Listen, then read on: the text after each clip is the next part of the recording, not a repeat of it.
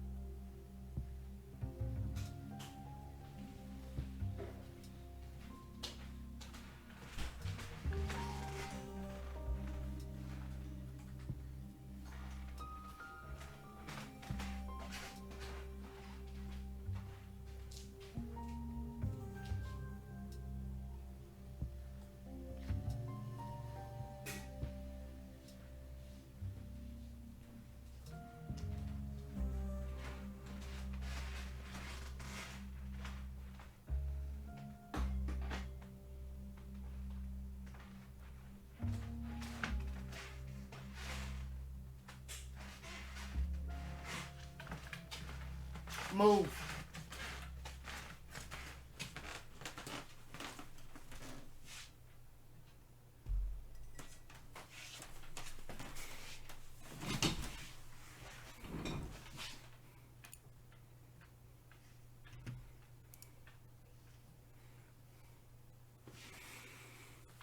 Hey y'all, how's everyone doing? Let me know if you can hear me.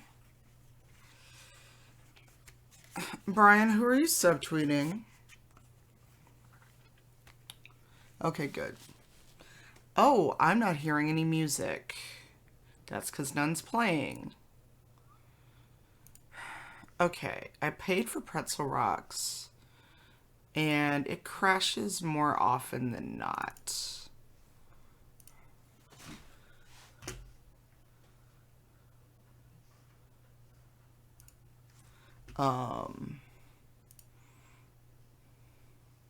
Hey, Luma. Alright, I was playing music while I went and made coffee. Oh, really, Brian? Do you want to link the tweet here? Because I'm all about it. Because we're going to get salty this morning. We're going to get real salty. Pretzel seems to not want to work. Does anyone have music recommendations that are not DCMA-able?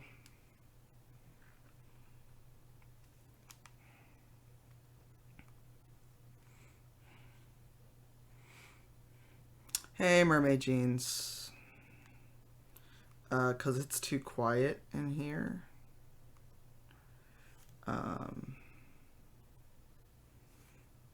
Okay. I kind of hate that the only option to turn off the switch is to literally press down the power button.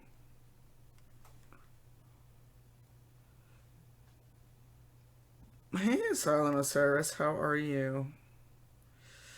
I'm going to turn off the switch because it is really hot, and that's concerning.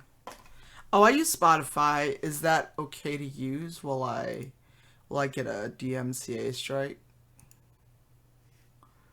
If I use it, because I've got Spotify.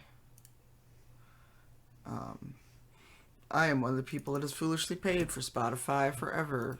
Wow, Pretzel's just straight up restarting, so goodbye, Pretzel.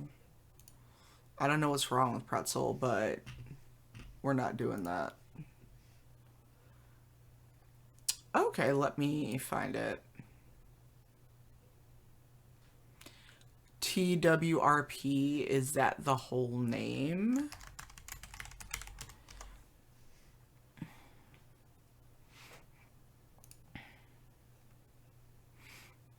Also, is it like super bassy and ooncy? Oh, that's a lot. That is a lot for first thing in the morning. I'm gonna follow them, but that is not AM music. AM music.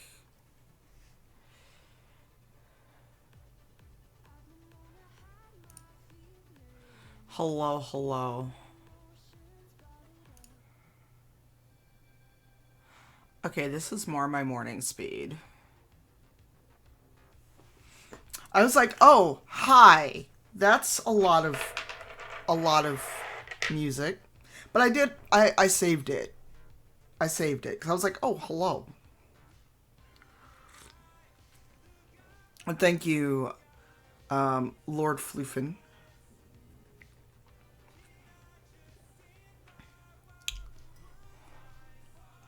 Oh my god, Desbiff.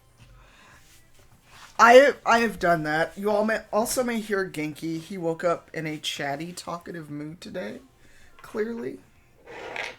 I have to catch him still. Once I find the nail clippers. Yeah. I don't know what's going on with Pretzel, but it just straight up was like, lol, no.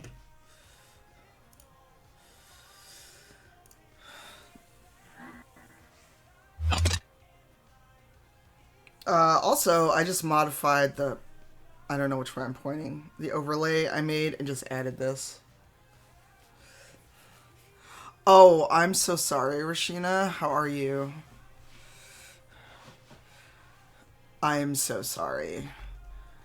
I was not fast enough to modify just chatting version of this. Because me trying to Photoshop in the middle of the day was not going to work out. Or first thing in the morning. Okay, let me... TWRP is not bad. So we'll see. Because the approved Twitch list on Spotify is all of it's not my jam. So hi, we haven't done this in a while.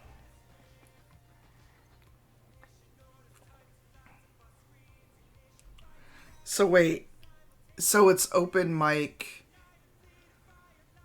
No, they're good. It's just if it was like 4 hours later, I'd be all about it.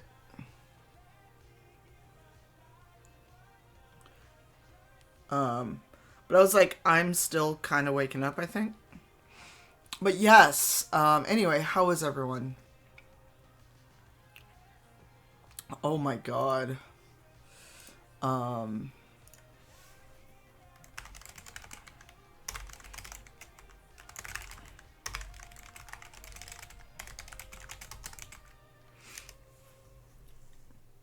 But yeah, do we want the salt or do we want to start with the salt? Also, let me go see Brian's tweet because it feels like that's a running theme lately. Hey Panther, and oh my god, I'm missing people. Hello, how's everyone doing? If I missed you, okay, but I see the subtweet. I need to know who you're subtweeting though, because I'm nosy. Although at this point, I've lost track of the replies. I've literally lost track of the replies. So if someone said something that's shitty, I probably haven't actually seen it.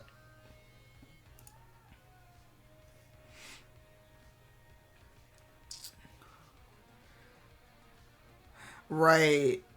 Oh. Oh my god, I'm so sorry. Fail. Fail deadly or fail badly? Brian Cortillo was like, oh, I'm sorry, Jay Brown. I don't know, actually. I've never made a try. I've occasionally bought them. Um, Let me know how the music is, because I realized I don't need to hear the music. It's for you all. Let me know if it's how it is. I'm like, why do I have my headphones on? I don't need the music. It's for you all. Hey, Woodhouse, how are you? Thank you, thank you. Um, so Brian was in my soul apparently. Um, oh my God, Tango, did you hear the noise and was like, what the fuck is that? No, there's music. It's just low. But if you want it louder, let me know. I'm playing this stream safe playlist that chat suggested. No, Spotify wants me to restart. No. So,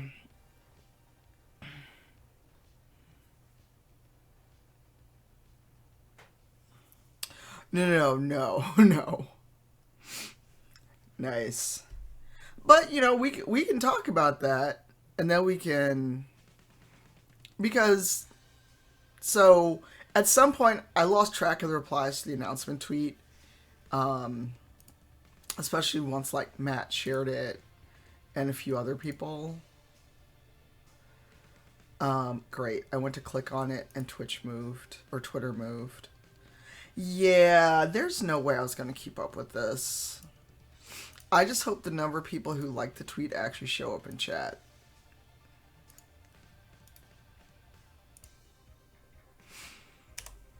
So that's the announcement tweet. There's like 300 replies. And so far, I've not seen any shenaniganry. There were a bunch of quote tweets too. But like Brian said, hey, Storm Bass.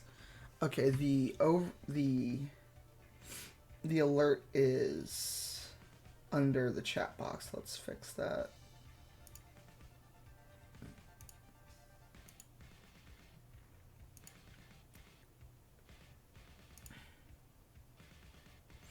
There we go. The next alert should work. I'm actually just going to put the alerts over my head. Because you can't see them with the chat. My head's going to get covered in alerts, but that's okay. It was a layer too low. No worries, Cocoa Butter. Can we get some congratulations for DJ Cocoa Butter for graduating? Especially in these trying times, as we say. Snorpin Bass, thanks for the resub. But yeah, we can talk about just this whole trend over the last week or so of people not being, I guess, I don't want to say grateful, but the whole you succeeded. Therefore, you succeeded once, therefore you can never succeed again. And that seemed to start last week. So for those of you that don't know, T-Pain streams. And he's got with a lot of black streamers. He's popped up in DJ Night Stream, Big Cheese Kid, Black Girl Gamers, etc. It's not weird, like he does games, he does music, sometimes he just chats. And so he threw this out on Twitter and was like, hey streamers, let me hook you up. T-Pain, the rapper and musician T-Pain also streams. And so he threw this out on Twitter and he's like, hey, let me hook up a streamer with like an intro. I think it was like an intro clip or something. And so I threw my hat in the ring. Why not? I've actually interacted with T-Pain. I'm not his friend. I've never met the man. I have a degree of separation with Gary Whitta, but I'm not trying to claim I know T-Pain like that. But I threw my hat in the ring, and then I also listed other streamers. It wasn't like it wasn't like, oh, I'm just gonna put myself in and be like, deuces, I'm out. I listed a bunch of other people that I think would be cool to get it. And and this dude, I don't even know where he came from. He didn't follow me. I'd never seen him before. He's like, well, she's already a partner. You should help out smaller streamers. And then replied again with shaking my head. And I'm like, now note, there were also other streamers, other partner streamers in that thread. Hey, Speckle, how are you? Thank you for the sub, Terry. Well, it was just like, where the fuck did you come from? That was my question.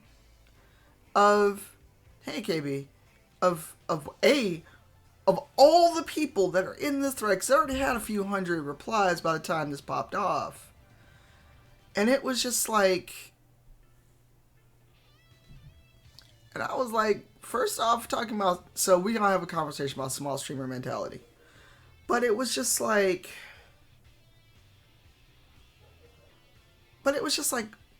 what the...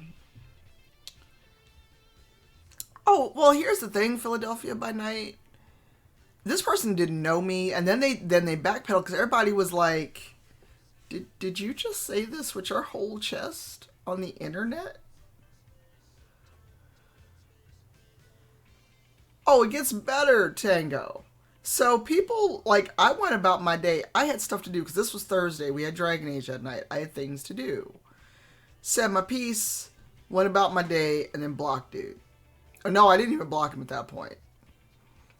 And I was just like,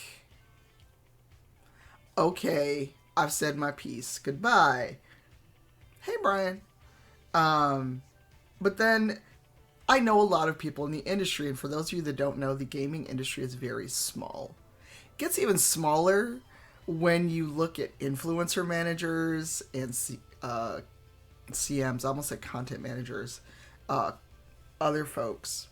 So there are people that I'm just watching, all the people I know at major studios going, bruh, you might wanna just slow your roll. My friend that's like at Massive was just straight up like, did you say this out loud? Oh, and then it kept going because he kept replying to people, and at some point he started blocking people, and then he started backpedaling, and then he deleted the tweets. But then his team manager hopped in and started doing it too. And then I just sat there. It was just like the deer with the popcorn, which I don't know how a deer is going to eat popcorn because deers don't have fingers. They have hooves. And then his manager was like, oh, no, we mean it like that. And I was like, so who I know at Activision? Because they're trying to be a COD team.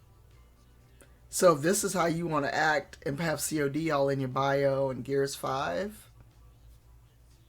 you may want to... Oh, yes, his team manager, which we thought was a sock puppet, showed up. And then he showed up in the chat during Dragon Age. I don't know if Kelly's still here, or if Kelly is here. But then he started deleting tweets, started backpedaling, but showed up in the chat for Dragon Age. Talking about, oh, this is who I've been battling all day on Twitter. And I was like, that wasn't a battle, that wasn't even a fight. You came unarmed. Bye, son.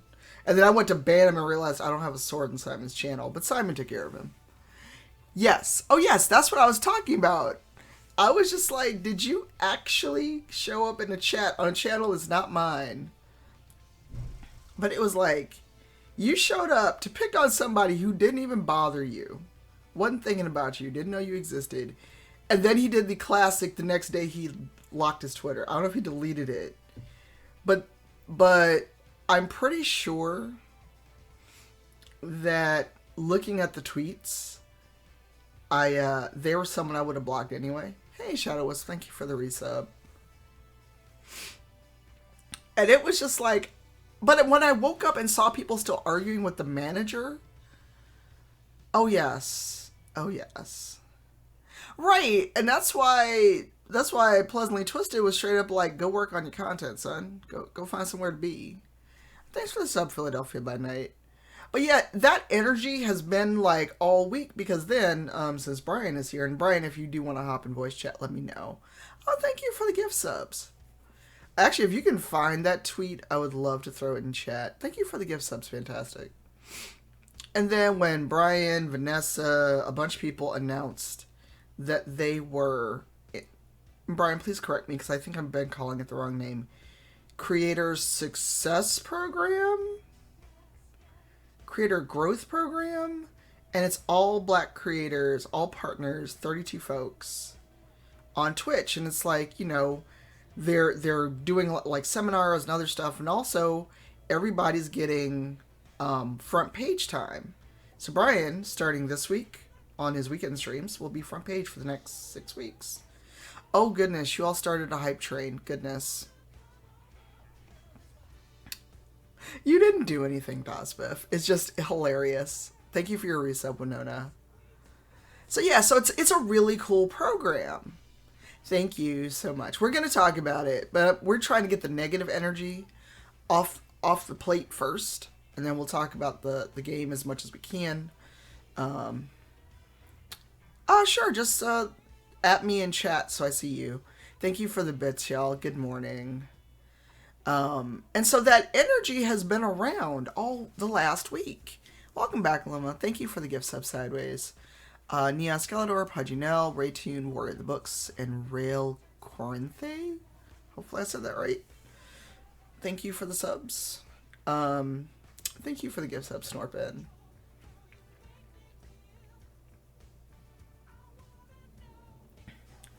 Right. And it's like, okay, cool. It's not like everybody can't go play Vampire. Thank you. Thereby, Rabbitcoon. Thank you for your resub, Osiris. Hey, Undeadus. And so it feels like that energy has been around the last week because, like, when Brian and Vanessa all announced this great program, the absolute salt that popped out of people. Thank you, Panther. Thank you. No worry, Breezy. How are you?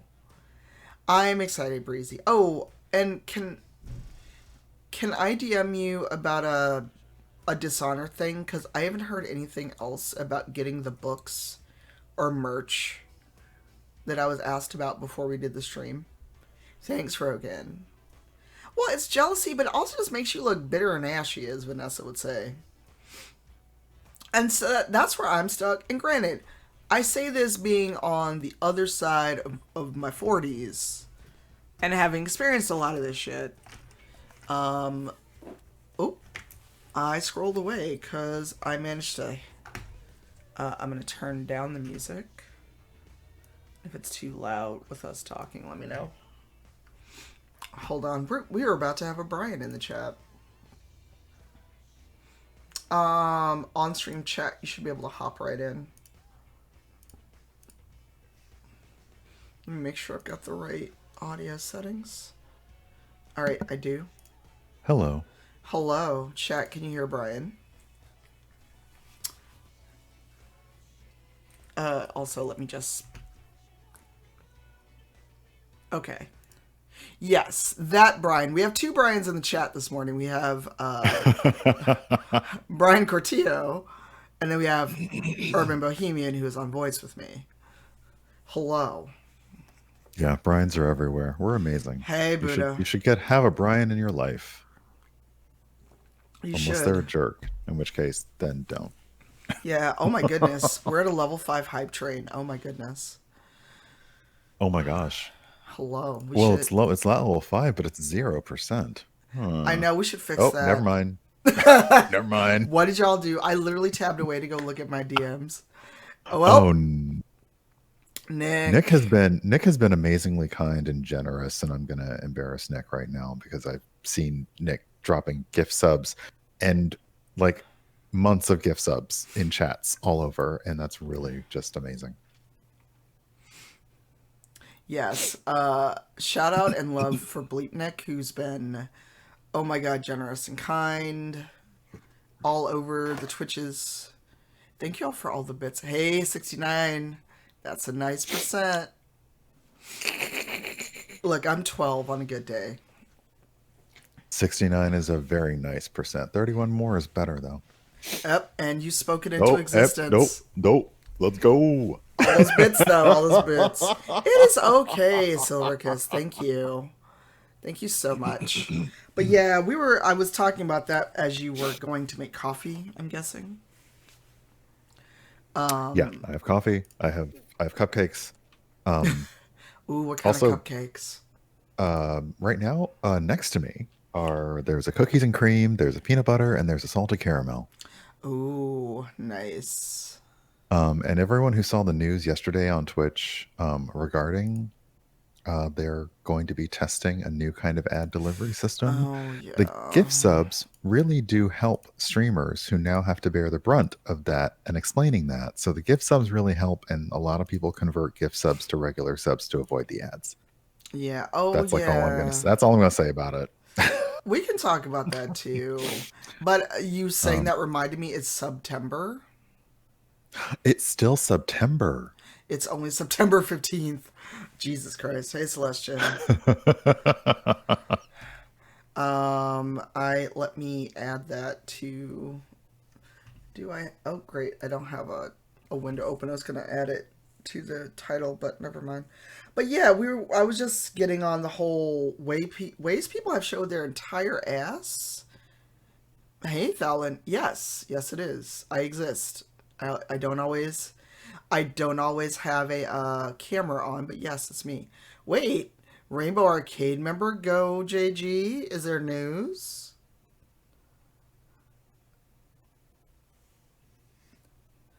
Yeah, last night while Jess was live, the team got together. Whoever was around got together and was like, "Hey, Jess is live. Well, why don't we go on in and announce that they're part of the team?" And Jess did not Oh, understand exactly what was happening. This is I'm sorry, it was so pure, and I really hope you go back and highlight the whole thing because we had somebody in chat who tried to say, "So how long are you going to be on?" And Jess told how long that she'd been playing in Stardew, not like that stream, but how long she'd been playing in Stardew Valley. And we're like, no. okay, that was a swing and a miss. Are you like, No. and then, Rainbow Arcade follows and she still was like, oh, okay, thanks. Oh, And goodness. we're all like, welcome to Rainbow Arcade. And everything was happening at once. And she's like, wait, what? So Oh. pure. Oh, that's so pure. Oh, Congrats. Welcome, right. Jess. Let me see if I can go find that clip for people because Wait, I missed it was what really delightful. house? What house? What are you talking about? I missed why you're talking about for San Francisco and head count. Or what are we talking about? How did we get there? Uh-oh. Yeah, I missed why Woodhouse is saying this. Um, and thank you for all of the 1 bits, Pink Lady. That is very kind. Thank you. It also helps me because at some point, um, if the stream goes well, because there's no guarantee of funding after this first season of the show. If the stream goes well, I want to be able to keep doing it and pay people. So we'll see. Because I don't make enough right now just off Twitch to pay people. Wow, I have all the hype train emotes. Hey, Pi, how are you? Oh, the Twitch and the ad thing. Okay, I was very confused because I saw it and I didn't see anything else. But yeah, let's talk about how people would be bitter and ashy. And I feel like we're gonna summon Vanessa It's possible. because she didn't stream yesterday. She may be up. I'm be like, where you at? You awake? But yeah, we just saw the real ugly side of people come out. And um and it's I mean, I know how I feel about it, but what are your thoughts, Brian? Because I know how I feel, and I know I've yelled about it a lot on Twitter. I it really, a lot of it makes it hard for me to be a nice person, and that's sadly one of my weaknesses. But it really does feel like, um, it's not a good look. And I understand seeing a thing and wanting to be part of it. I understand seeing it happen to somebody else and feeling like, oh, I wish that were me. I get all of that. But then your reaction to that, especially if you're essentially in an entertainment industry, which we are, like amateur, whatever level you consider this, like C-list, D-list celebrity, you should be focused and motivated to work on your stuff. Like, you don't sit there and complain loudly in Starbucks that somebody else got a movie role you didn't. Like, you sit there and you go, okay, they got it. What are they doing that let them get in the door that I didn't? Like, that's where it should be. And I know people need to blow off the steam, which is why you have text and DMs and locked down Twitter channels. Sorry, the Discord channels. Like, that's where that venting goes. It does not need to be all out in the air on your Twitter, calling people out directly, quote tweeting, because yeah, just like Tanya was telling about the person who all of a sudden found that their voice had no bass. Mm. People can see what you're saying, and people will remember how you act in reaction to other people in your same like field being successful. They will remember that. Who is it? I don't know. Gosh, the Telltale Games like character will remember Remember that. that? Yes. Um, and Brian just shared his tweet again. Not the Brian we're talking to, the Brian in chat. Um, and I mean, it's a simple tweet, and I'm glad that you kind of locked it down because you know how people are. Why does it seem so difficult for people to simply be happy when someone else announces the results of hard work? Why bother? Why even bother wasting energy criticizing or being bitter? All that heat can't be good for your insides. I love that. I mean, where's the lie though? And I mean, like, it as a mental and emotional health thing. Yeah, it's fine to have someone, like, I have people I can talk to and text when stuff doesn't go my way, who actually aren't involved in this at all. Like, they barely know what Twitch is. I have to explain it in different terms, and they can, like, I can vent to them and they can say, oh yeah, okay, wow, that does suck for you, or that does suck, or that's awful. It's not online in front of the world. And I think sometimes, yeah, it's okay to have your feelings about stuff, but yeah. Yeah, because here's the thing: when you see those people do that, and then it feels like they're always the ones on the TL going, nobody wants to work with me. And then when they do the thing of I'm gonna be mad and loud and wrong on the internet about, well, I didn't get this and I do blah blah blah. And it's like, okay, but did you think about the fact that your tweets like this maybe why nobody calls you? Even Yeah. if you delete it, screenshots are forever. Because you know somebody's going to screenshot your shit before you delete it. Especially if you do this a lot, where you say a thing and then you delete it and heel turn into, oh my god, I'm so happy for people. Because I had some people Yeah. going, yeah, it's like, we can see you, right? We can see the Yeah. tweets that, Like when cast members of actual play shows get super salty about something and then delete it and act really happy for everyone. well, right, Dylan, right? I mean, my fan is not within reach, but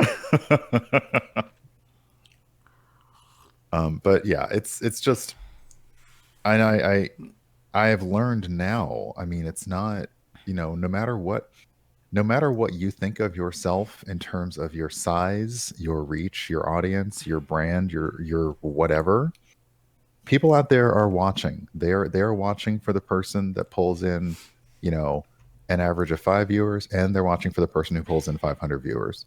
And they see, oh, this person's super excited about our game, and then they say, oh, but they really couldn't hold their mouth about this other thing, and they're always watching.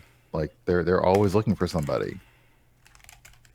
So Yeah. I try to be mad about things from a like I try to basically maintain my like if I'm mad about a thing, I maintain it. I don't throw anybody under the bus. I don't call anybody out. And it's possible to relate and that express yourself that way, but it's when it veers into the personal attacks, and especially on Twitter, quote tweeting and like snitch tagging and things like that. Like, nah, that's not good. Yeah, like, because who was it? Someone said if, like if someone goes out of the way to like put asterisks in a name or something, and then you reply and spell it out or worse, tag the person. Right. And it's like, if I wanted to tag them, I know when I got that bass in my voice, and I feel like doing all that. If today was Like not that day, I specifically did not say their name for a reason. So for you to come back and say it, I don't know what you're trying to accomplish. oh, you know what they're trying to accomplish? They're trying to have Senpai notice them. Melba. Well, and that's the thing that I just feel like, and this goes into why I get so annoyed when people go, "Oh my god, I'm jealous." When I say anything, if I say anything I'm doing, anything that I've accomplished, people go, "Oh my god, I'm so jealous." Or just like I painted a mini, and someone's like, "I'm jealous," and I'm like, "Of what?" It's a mini. You right, KB. You right. But then there'll be the main ones on there tweeting about, oh, nobody wants to work with me, and and it's just like it's also just fucking exhausting. Mm-hmm. Well, let's Sorry, I'm not say eating. that's okay. That's okay.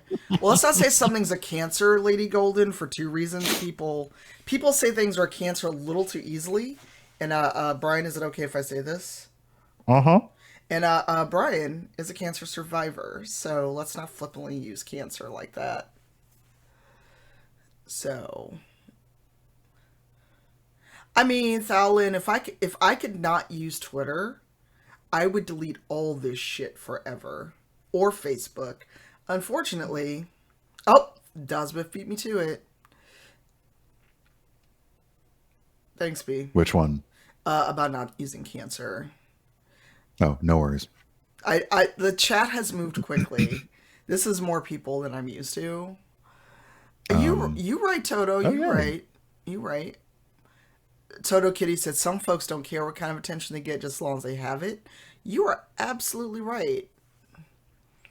So snitch tagging. So let's say me and Brian are chatting, like exchanging tweets, and let's say there's somebody we both don't like, and we're being salty on the timeline. We don't give a fuck, but we don't actually name that person.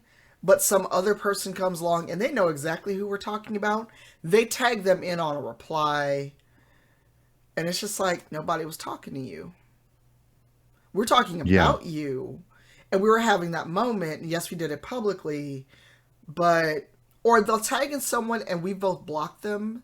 So now this person either has to ignore the fact that we both blocked them or do extra work, and then they're gonna go on their Twitter and be like, "Oh, these two motherfuckers who blocked me on here talking shit about me," and it's like, all right, so we were.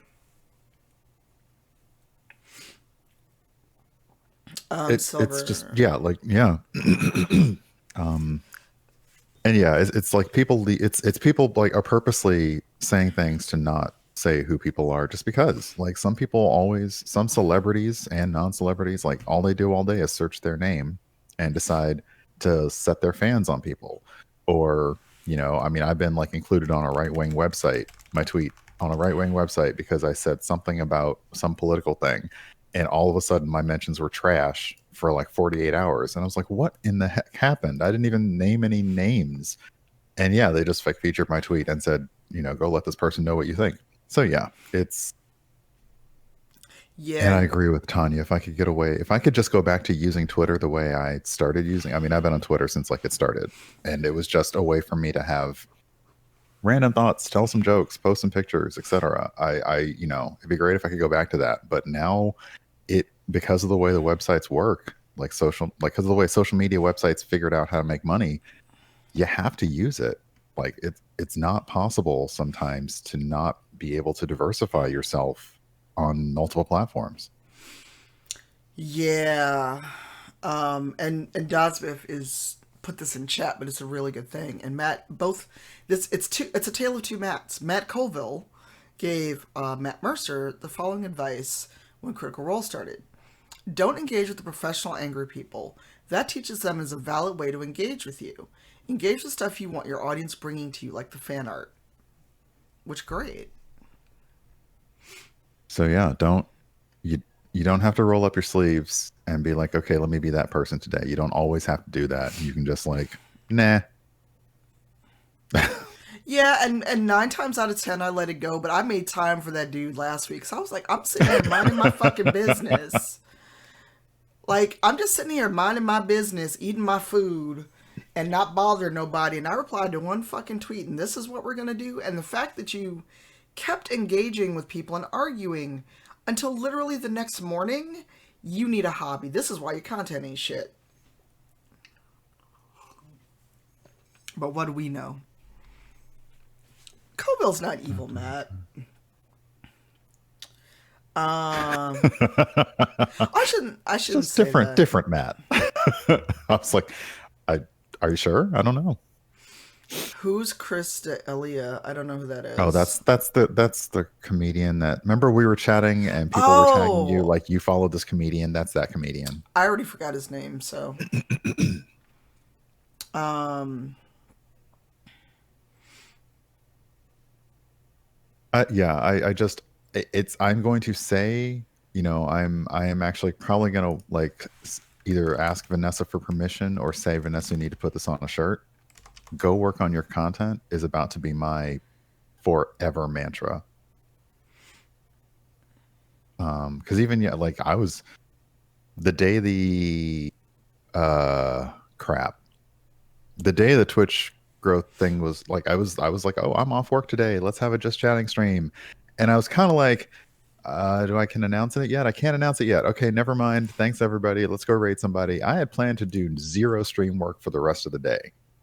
And then they said, hey, you guys can announce this thing. And I'm like, all right, I guess I gotta work on something now. Um like even when I'm not like any day I'm not streaming, I'm working on shit. It's not optimal, and thankfully I'm like doing it at a relaxed pace. But yeah, I don't spend time being mad because other people are getting opportunities that I'm not getting. I don't know why you would. because some people feel they get entitled, and this is the part, and this is where Ah, I. Okay, I'll look yeah. in a second. What did I miss? What did I No, miss? Gabe just showed up. He's like, just stay in bed, Gabe. Stay in bed. Gabe, like you live in a beautiful area. Just stay in bed, enjoy some fucking nature.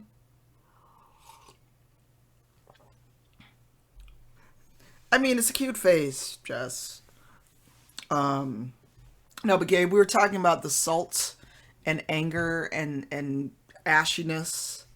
Well, welcome, Dem. Thank you. Thanks for following. Hello. And we'll talk about this, and then we can talk about a little bit about the setting. Unless Gabe, you want to share anything. Gabe is one of our developers on it. But also, I want to make a wiki just so I can put together the ignorant shit people tweeted in 24 hours yesterday. It kind of needs its own entry, yeah. Or if I could put it on my Wikipedia page, which still is weird to me that I've got a Wikipedia page, no lie. I want to go, here's the weird shit people say to me, but that would be advertising, so they probably won't let me do it. Oh my goodness, Nadia, hello. Nadia is my IRL friend who I met through Dragon Age fandom, and I finally got to meet last year. Oh, cool. Yes, we've been internet friends forever, like through LJ and other stuff. And we finally got to Oh, meet when LJ, I, that's a yeah. long time. It's not food them. It is a turn of phrase. Salty as in being annoyed or angry, and ashiness is, I guess, old black proverb of put some lotion on you ashy, don't go out the house ashy is the best way I can describe it. Yeah, it's just it's the best way of saying like it's a bad look. It makes you look bad. Yeah, just like, ooh, that's, Just like when something is good and you get good news, you say, and that just cleared up my skin and whitened my smile. It's kind of like the opposite of that. Like my crops got watered. Like there's a lot of African American vernacular English. Right, Gabe, right? Um so Rivals has a wiki. I would need to make one for Into the Motherlands, but there's not really enough info to put out there yet that we want to put out there before it goes live. Yeah, Dem. So, I mean, we could bare bones one if you want to start one. You call it Woodhouse. sour? Ooh, I'm gonna. I like that. That's good. I like it. I mean, if I could get all of the things that people have said to me over the internet over the last 10 years, I could just go here. And there'd still be somebody who doesn't believe that these things happen on the internet. Hey, Lady Golden. Well, thank you so much. Hey, serious. I mean, because Brian and I have seen it, and anyone who's not like a cis straight white dude has seen it. When you say X happened to me on the internet, people go, "What? That still happens?"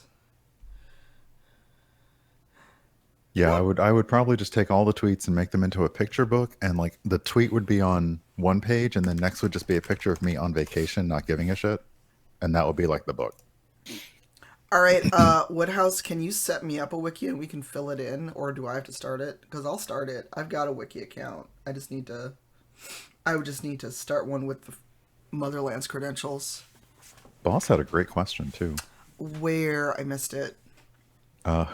What, or who has been the most surprising supporter to come out of the woodwork to promote the TTRPG? Um, Which I assume by that they mean Motherlands. yes.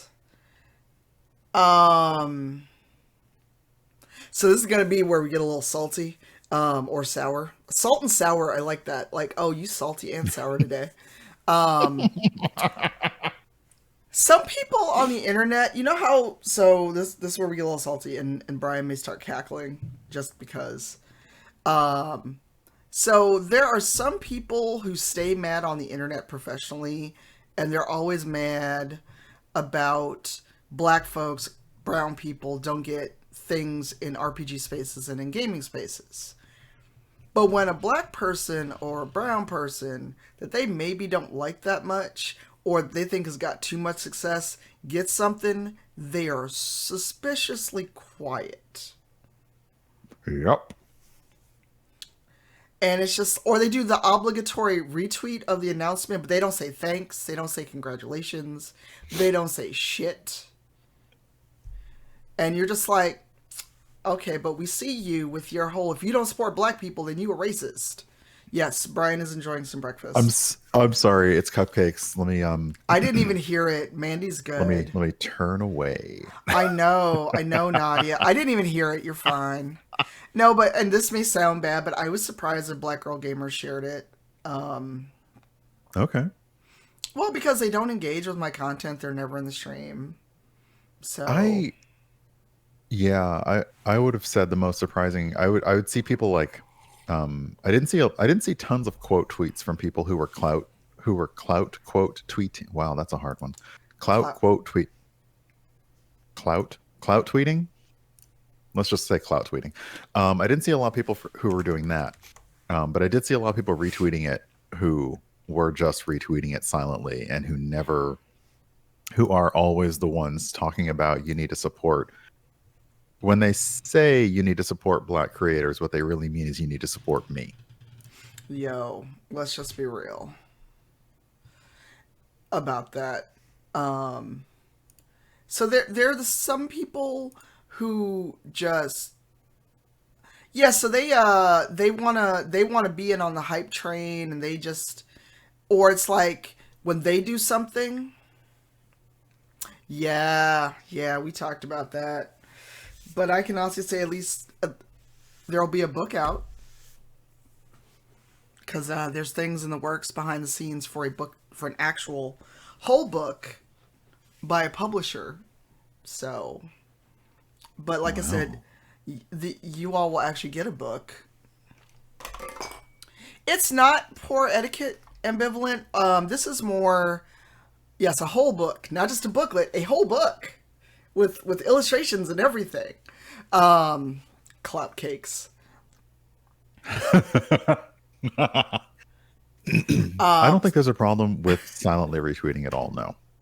No, what I'm Um, talking about is specifically the people who are always loud on the internet about how black folks don't get chances, they don't get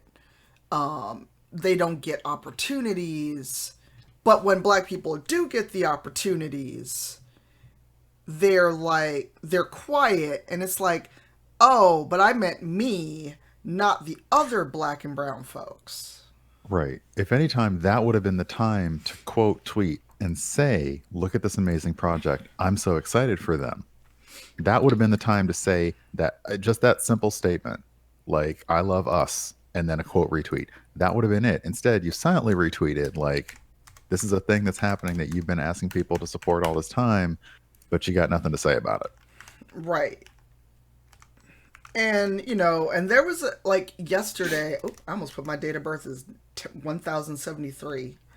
That would be the best Shh, skincare we don't regimen. we don't talk we don't talk about that in public. They never need to know how old we are. Stop it. All right, I got you. I got you. Um, no, it was just like a joke. I'm sure it would not let me actually do this. Um, so Weird story. Oh, go go ahead. ahead. No, you go ahead. I want to hear this. Back in the days of, if anybody remembers, I don't remember the name of the psychic. Jean something. Anyway, she had the telephone line, and you could basically call up, put in your birth date, and get your horoscope. And I would just put in the most messed up birth dates, um, and the recording actually had options for, like, if you were picking things, congratulations, you must be 300 years old, and like, so yeah, I used to do that. Then I got in all kinds of trouble for constantly calling that line. Oh no! Yeah, it costs money. Oops. Wow. You were like, whoops. Oh, we didn't make a Facebook page. Do we want to make a Facebook page? It won't hurt to make a Facebook page, although I definitely have. I've been looking at, it's weird, just the engagement off of like the simple photo of breakfast I took on the three platforms. I've been looking at how it performed. Facebook is a non-starter. Like, it's interesting to have one in case you feel like you may use it later, or you want to reserve the username or the page name for something. But yeah, it's really,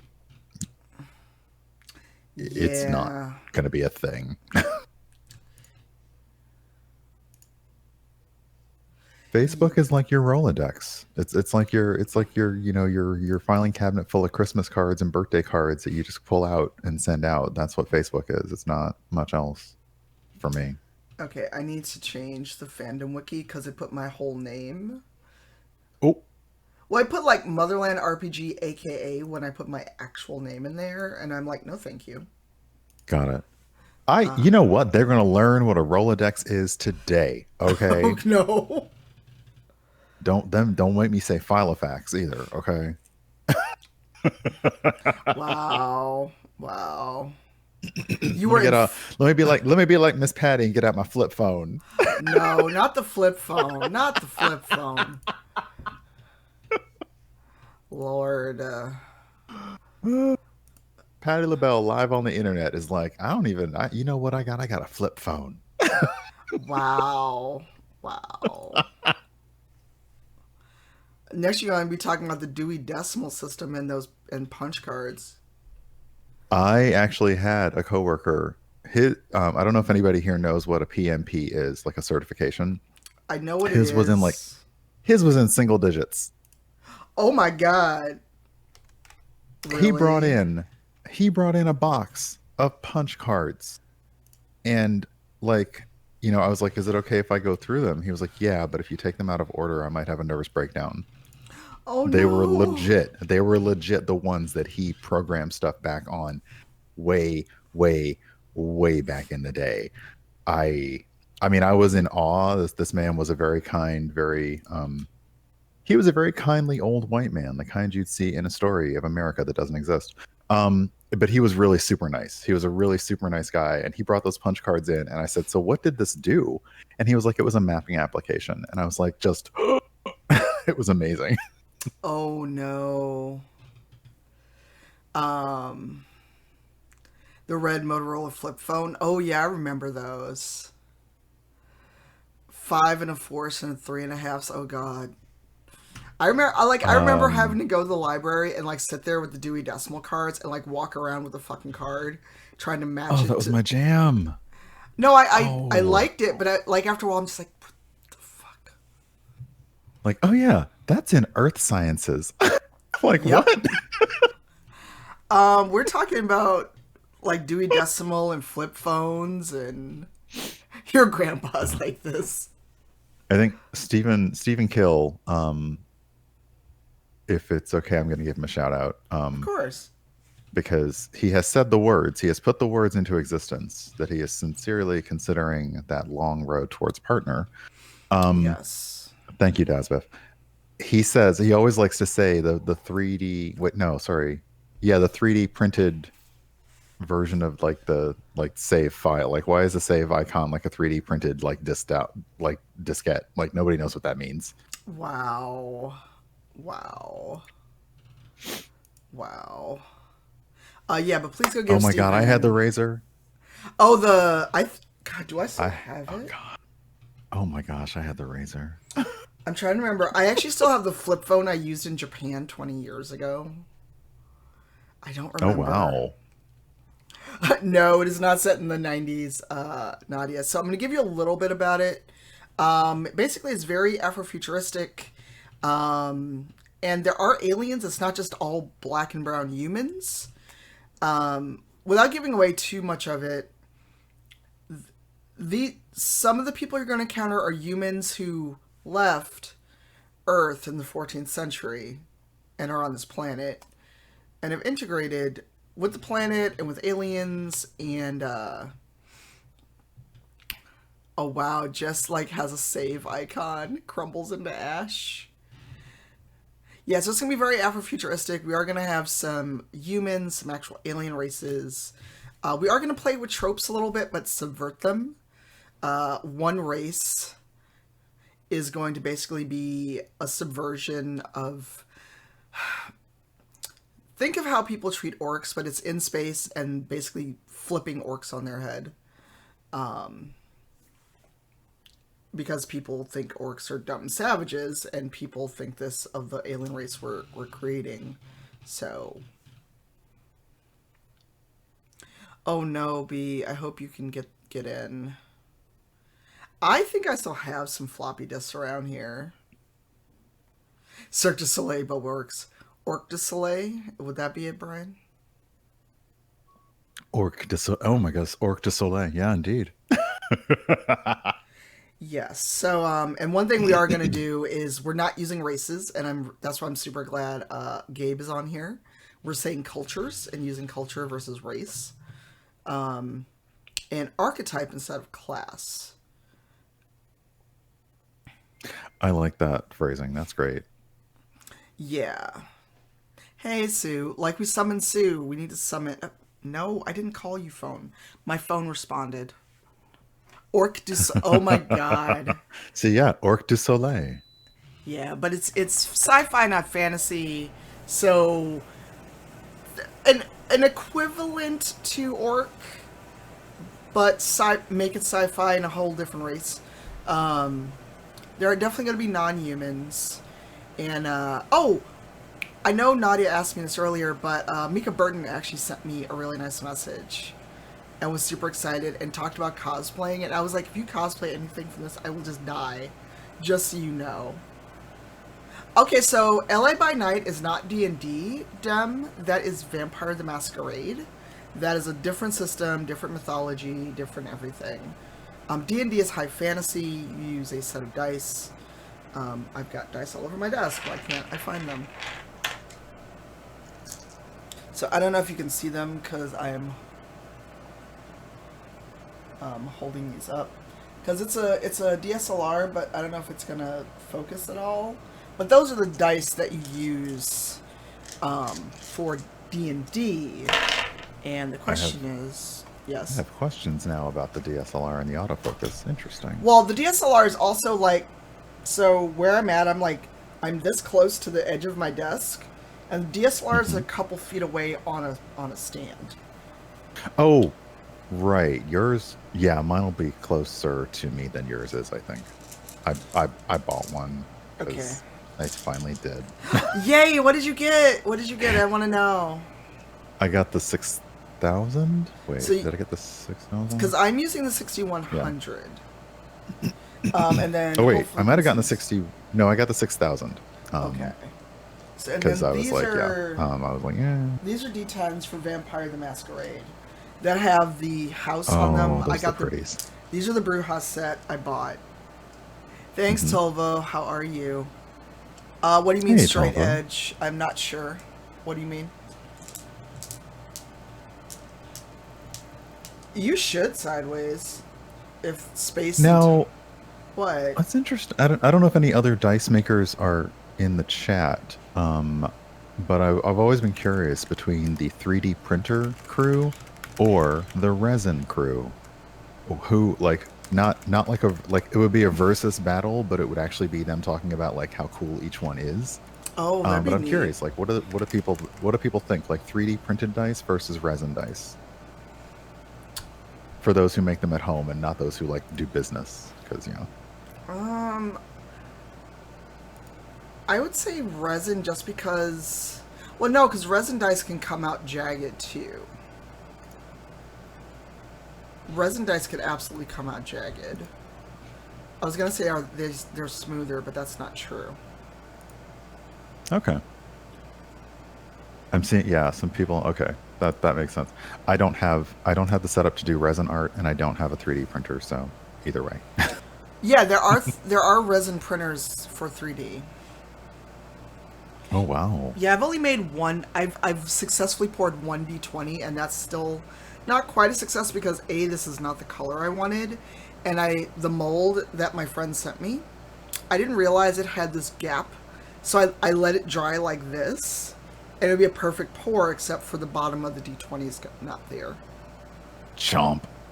Basically, it looks like it's a chocolate D20 I took a chomp out of. Oh yeah. Is one heavier than the other? I don't think so. Well, 3D filament might be lighter, but with how many layers it has to make, I'm fine. I don't need respirator gear. We don't have wildfires here, so. Or are you talking to someone else, Nadia? Wait a second. Yeah, I think we're talking about people who are making them. Oh. Who are doing dice. Furwick, leave that D20 out as a warning to the other dice. Oh, dang. Wow. you roll badly, I take a piece out of you. Yeah, I've got everything to make them, but I need to... I need... What I wish could happen is someone could come over, and someone could basically come over all day and help me throw stuff out, and do a deep clean on the dining room so I could set up to stream 3D printing stuff, because it's set up, but because we've been home for months, there's a reason you're not seeing the living room right now, and I have the green screen up. Well, I've got 2 gaming chairs still in a box. That's taking up most of my living room. And because it's easier to put stuff on top of it, they are now covered and stuff. So, leave the 20 side. Yeah, I could use an intern. Right. I need a hireling, but, one pandemic, to pay someone for a full day, including feeding them, is a lot of money. And pay them for labor, not that kind of labor. And B, my apartment's almost at the state where I need to clean it before I let anyone else in. And it's just more of it's cluttered. It's not filthy. It's just cluttered. There's stuff everywhere. But speaking of dice. Yes. What kind of system are we looking at for Motherlands? Cortex RPG, which I'm not sure if any games are using them that are out yet. It's Cortex Prime. They basically revamped the they revamped the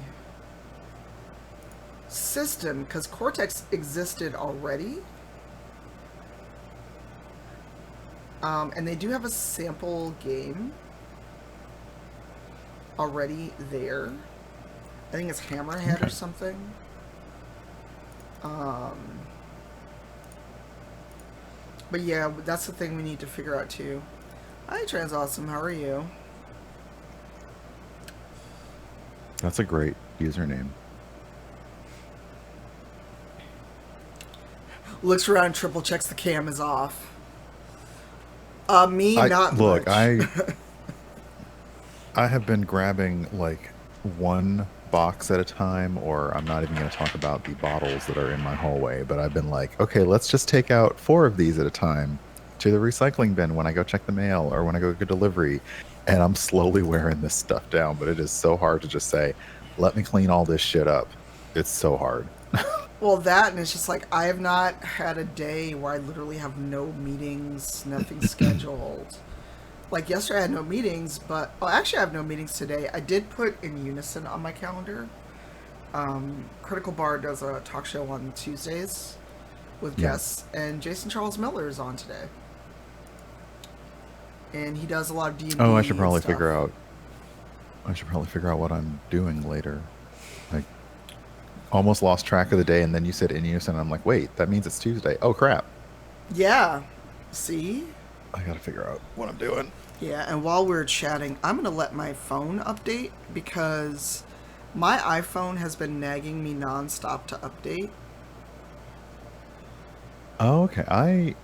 Oh, that's something else I could do. I think I can upgrade my iPhone. That might be nice. But also, I tend to let mine do like the, hey, we're going to do it while you're sleeping. And I'm like, yeah, please do, because I'm never going to be okay staring at it while it's live updating. Right, Sue? But yeah, that would mean a better camera. Loads. Yeah. I had 2 loads of laundry. And granted, you know, I'm sure I'm not the only person doing this, but if you're not leaving the house... It's not like I need to change clothes every day, maybe every other day, but then you go, oh, I've worn this for a couple days, I should really wash it. What do you mean, VODs? Oh, it's okay, Trans. It is okay. Yeah, but my phone has been literally nagging me, like, every time I lift the phone up, there's a pop-up, hey, there's an update, there's an update, there's an update. Yeah. So yeah, the book itself is not out. I have seen the book. We have the book, so we can use it for the game.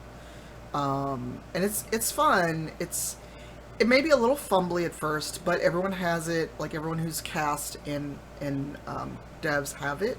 So we can go, okay, if someone wants to do X action, that means they need to do this, because it's not going to be like D&D, and I hope I can cut that off at the pass. So it's like D&D, but in space, and I'm like, no, it's not. First off, we're all brown. Look, is it a lie? I'm sorry, that needs an actual. Okay. Oh my god, I heard the phone. I wish you were on video for that. Yo, Nadia. No, it's not like D&D at all. We're all black. Oh, that's a hard burn on you. I mean, I was gonna say TSR because that's how old I am. I mean. I was like, wait, but that's not where's TSR the lie? anymore, And here's the thing, and I say this as someone with a contract with Wizards for Rivals of Waterdeep. It's true, and they've finally acknowledged it's true. But you know, after orcs and everything else, and the Drow, and still having a mostly white writing staff and art staff and all other staff, I'm not telling a lie. But the new book and even is working on that. Yeah. When they try to make strides to change it, people still get, and I don't use this term very often, butthurt. Well, yeah, and it's only like, because a pain in the ass is not funny. Yeah, but you know, and it's not a lie. I've said it. Like Daniel Kwan during D&D Celebration this weekend, they reached out to him to talk about the problems with the Oriental stuff since Edition 2. He said, only if I can bring this up, only if I can talk about it, and they're like, done. We did the Black as Fuck Roundtable during D&D Live earlier in the year. So some people there get it. And they're hiring a D&I person. I don't know who they hired, if it's still open. And like 10 people are like, you should apply. And I'm like, I don't want to live in Seattle. Also, pandemic. Also, am I supposed to give up all the other shit that I do to go be D&I for Wizards? No. What is DNI? Diversity and inclusion. Okay. And it's like, I've been to Seattle. I like it. Did I jargon? You totally jargoned, and I was like, I don't think I know what that means. Seattle's Seattle very... is expensive, Yeah, Seattle's expensive, and it's also very white. As much as my friends who live there don't like hearing it when they suggest I move there, and I'm like, there's a reason the hashtag Seattle So White exists. I feel like I know the 10 black people who live in Seattle. Yeah, I tell my friends in Portland the same thing. Like, I get it, but also no thank you. They should, hey Lens, but baby steps, baby steps. No, not do not interact. When I have do not interact, that means you just don't see me online, and my Discord status is permanently set to do not disturb. We gonna have to have a conversation about adding me in a conversation I'm participating in. Oh, yes, 7. That's a big reason. Even without the current climate issues, yes. Without the current climate issues and with other stuff, and I'm just like, ooh. And I've been to Portland once. I was like, this feels like a sundown town. This whole city, I'm gonna go. I went and gave my talk and left. It was time to go.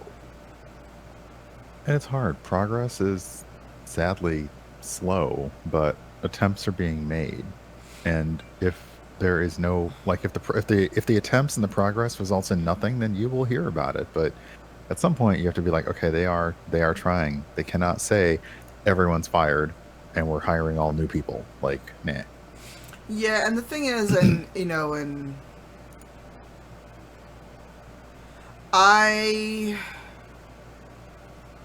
did not at the moment, Tolvo. I don't know when I'm gonna get back to Sekiro, honestly.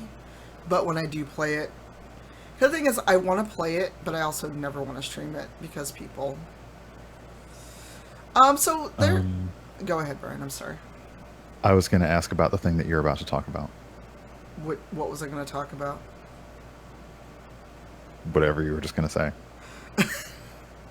No, I saw Nadia ask about archetypes. So actually, I was like, I could hear that in your voice, and I was about to ask, like, there were some questions about the archetypes. I was like, Brian, you're in my brain. You're in my brain. You're in my brain, sir. You can tell we've known each other a long time. I'm still doing my, like, talk show thing, like, so, Motherlands. Yes. Ooh, there's been so much work. Gabe, if you're in chat, do you want to talk about anything? Because feel free. I mean, it's announced, so the NDA is not like... So... I want to ask, how does it feel when an NDA is up and you can talk about something? Is there any, like, visceral feeling to be like, I don't have to keep this inside anymore? Exactly. Because I actually wasn't going to announce it till Wednesday, but the anxiety was getting to me so bad, and also D&D Celebration is this weekend, so as they ramp up announcements, this was going to get swallowed probably by D&D Beyond, or D&D Celebration stuff, and you're just like, oh my, like, you know what's the gif where the person is, like, sliding out of the chair and they just land on the ground in a heap? That is that feel. But no, yeah, sorry. The questions were about archetypes, if you can reveal or discuss. So just a couple things, because he's actually a little bit fleshed out. And like I said, I don't know if Gabe is still here, if he's off doing his thing. Yeah, and I'll get back to that, Lon. So we're gonna have kind of a... So we're gonna have a bio priest. Because we're leaning towards some of the deities. are basically do androids dream of sheep? So there'll be some techno techno android kind of worship going on by some people, and that so if there's a deity, you need priests. And instead of like a wizard or something, we're gonna have lore masters. So basically, they are the keepers of knowledge. They're the scholars. They're the doctors. They're the engineers. So they're the really smart people of this world. Instead of a medic, we're calling it a flesh mender. No, fully androids. Like, there'll be androids, but then there'll be like people who kind of worship the ideal of what it is. Like in Cyberpunk, when people are like, oh my god, like the people that don't have augmentation are all like, oh my god, I wish I had like robot legs or whatever. So that would be the healer. Yeah, we haven't fleshed out flesh all of them, but we'll have like a shaman, we'll have a warrior type, and then the equivalent of a paladin. Hey Gabe, jump into the lobby in my Discord, and then I'll pull you in. Because yeah, we can talk about some things. We're tossing around how to deal with magic since it's sci-fi. So magic may exist, but one of our devs threw out the idea that magic is actually a virus. But I'd want to avoid the Dragon Age thing of magic is evil. A virus, meaning like it's an anomaly, or it's frowned upon. Like if you can do it, it's not seen as a good thing. It's seen as something to try and avoid or cure, or more of a how does magic manifest in this world. Got it. So instead of like with Dragon Age, you can't learn to be a mage. You are born as a mage. So okay. I'm just keeping an eye on the Discord for when Gabe pops in. Or let me know in the chat when you hop in, Gabe, and I can pull you into the lobby. I'll keep an eye on it. I got it up here. Okay. So, like in Dragon Age, you are born with magic. I see, but my whole thing is I want to be very mindful of... Wait, hold on, Furwick distracted me. Why are you bringing up Union Dick? Furwick. Completely unrelated. There was a tweet about the Star Trek episode with the sex candle ghost, and Kelly, the opera geek, said, "Don't tell me you like the sex candle ghost," and I was inspired by Union Dick with my response to her. It's if you scroll up, if you can find it, it's the last thing I said in chat. Oh, I was just like, what? Like, what? See, I know nothing about the Yuzan Vong. I don't know Star Wars lore at all. And also, I'm trying to be very cognizant of we don't want things to sound too much like existing things. Oh, I see. I was so confused because I only saw Furwick's reply. And I'm like... Candle's sex ghost had the chief medical officer of the Federation flagship ready to quit her job and walk away. Wow. Wow. I have not seen that episode. Right, not all viruses are detrimental.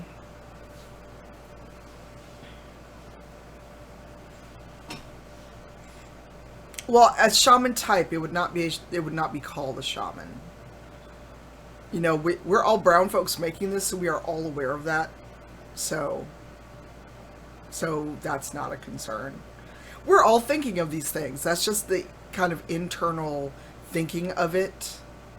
I'm literally a diversity consultant for my job, so yeah. But also, I want to just be mindful of this is a new thing and not make it too much. Like other things. Yes, my phone has been updated. Please stop nagging me. Now my phone's like, you updated. Yes, I know. And let's remember in chat that we're talking about a system that they are fleshing out, not like a what if you did this that's like trying to relate it to too many things, because there's a lot of shared tropes between a lot of systems anyway. But yeah. Oh, I see Gabe in the lobby. I'm going to drag him into on-stream chat. Huzzah. But yeah, we could do like more chats like this maybe in the Discord, because I did set up a Discord for Motherlands. Hello. Hey, Hello. Gabe. It's nice to have coffee. Yes, and actually while you all chat, I'm gonna go refill my coffee. Go for it. So you all keep chatting. We have a Gabe now, and I will BRB. I'm just gonna leave my chair here. BRB. Chair stream. Chair Yeah, stream. it's been fun and interesting coming up with this stuff, because there's a lot of stuff that we get to like reevaluate, and I guess reclaim is probably one of the best words, because there's, as we know, a lot of stuff that people want to see us change or see people change in games, and we have the grace of starting from the ground up and not doing those problematic things. Actually, Dasbiff has read my mind, because that's exactly what Dasbiff does. What's your role in the project? And So I am the world builder and designer for like the archetypes, the cultures, background of the world, and then whatever else I end up having time for. Scrappy Dog Design, it's going to be archetypes and cultures. Yep. Yeah, and so part of the reason for that is because people from similar cultures may have similar features, but they don't necessarily have to look the same. I like the idea of archetypes better because this game is more about picking a starting point and then growing out from it, rather than saying this person has been a paladin their whole life. This person has been a fist fighter their whole life. This person may have started this way, and the way they expanded out changed, so that people who pick the same archetype don't have the same sort of gameplay going forward. Right, because you developed so many things. But I remember, I think right when I first met you in person, somebody said, "Oh yeah, Gabe, he made the thing like so you can build like a D&D character, but you don't have to like use like the quote unquote race modifiers." And I was like, that's amazing. So that's fantastic. Yeah, because so I built the class modifier thing, because if two people wanted to play a paladin in a class, give them a way to make their stats different, but then also ask the questions, how are they different? Like, do they manifest in this way? Do they feel this way about faith? Are they a paladin who focuses on pulling from multiple people instead of just one? So yeah, when we got the idea of like this, the Motherlands thing, I know Tanya was talking about some of the archetypes, but one of the things that I love instead of just magic is that there's always energy. And I don't want to do it the Star Wars route where it's like there's these little midichlorian things inside of your body. But I do like the idea of there's already magic in everything, so it depends on if people learn to tap into it or not. Okay, yeah. So that's a way. I was wondering, like, how do you deal with the supernatural or the metaphysical when you're admittedly in a science fiction setting and you also don't do midichlorians? Thank God, please. Thank God. Well, okay, so it's a weird concept, but think about the fact that like everything is in a way data. Like the way that we process things is because our brains are running system checks and doing functionality, and then the code or whatever enacts itself. So it makes sense if we have magic in a futuristic world, because if you look at it, even magic could be considered data. The way that they pull the spells and the energy together is creating these lines of quote unquote code and then executing them, casting the spell. Yeah. I mean, it seems like a much better way, and I as a comics fan, I really hate that Marvel started doing this, like when they just basically have Tony Stark constantly saying, well, magic is just science, I don't understand yet. I hate the way they do it, but this sounds like a much more fun and interesting take on it. Oh yeah, I'm over Tony Stark. That's why the smartest girl in the Marvel world is a black girl. Hell yeah.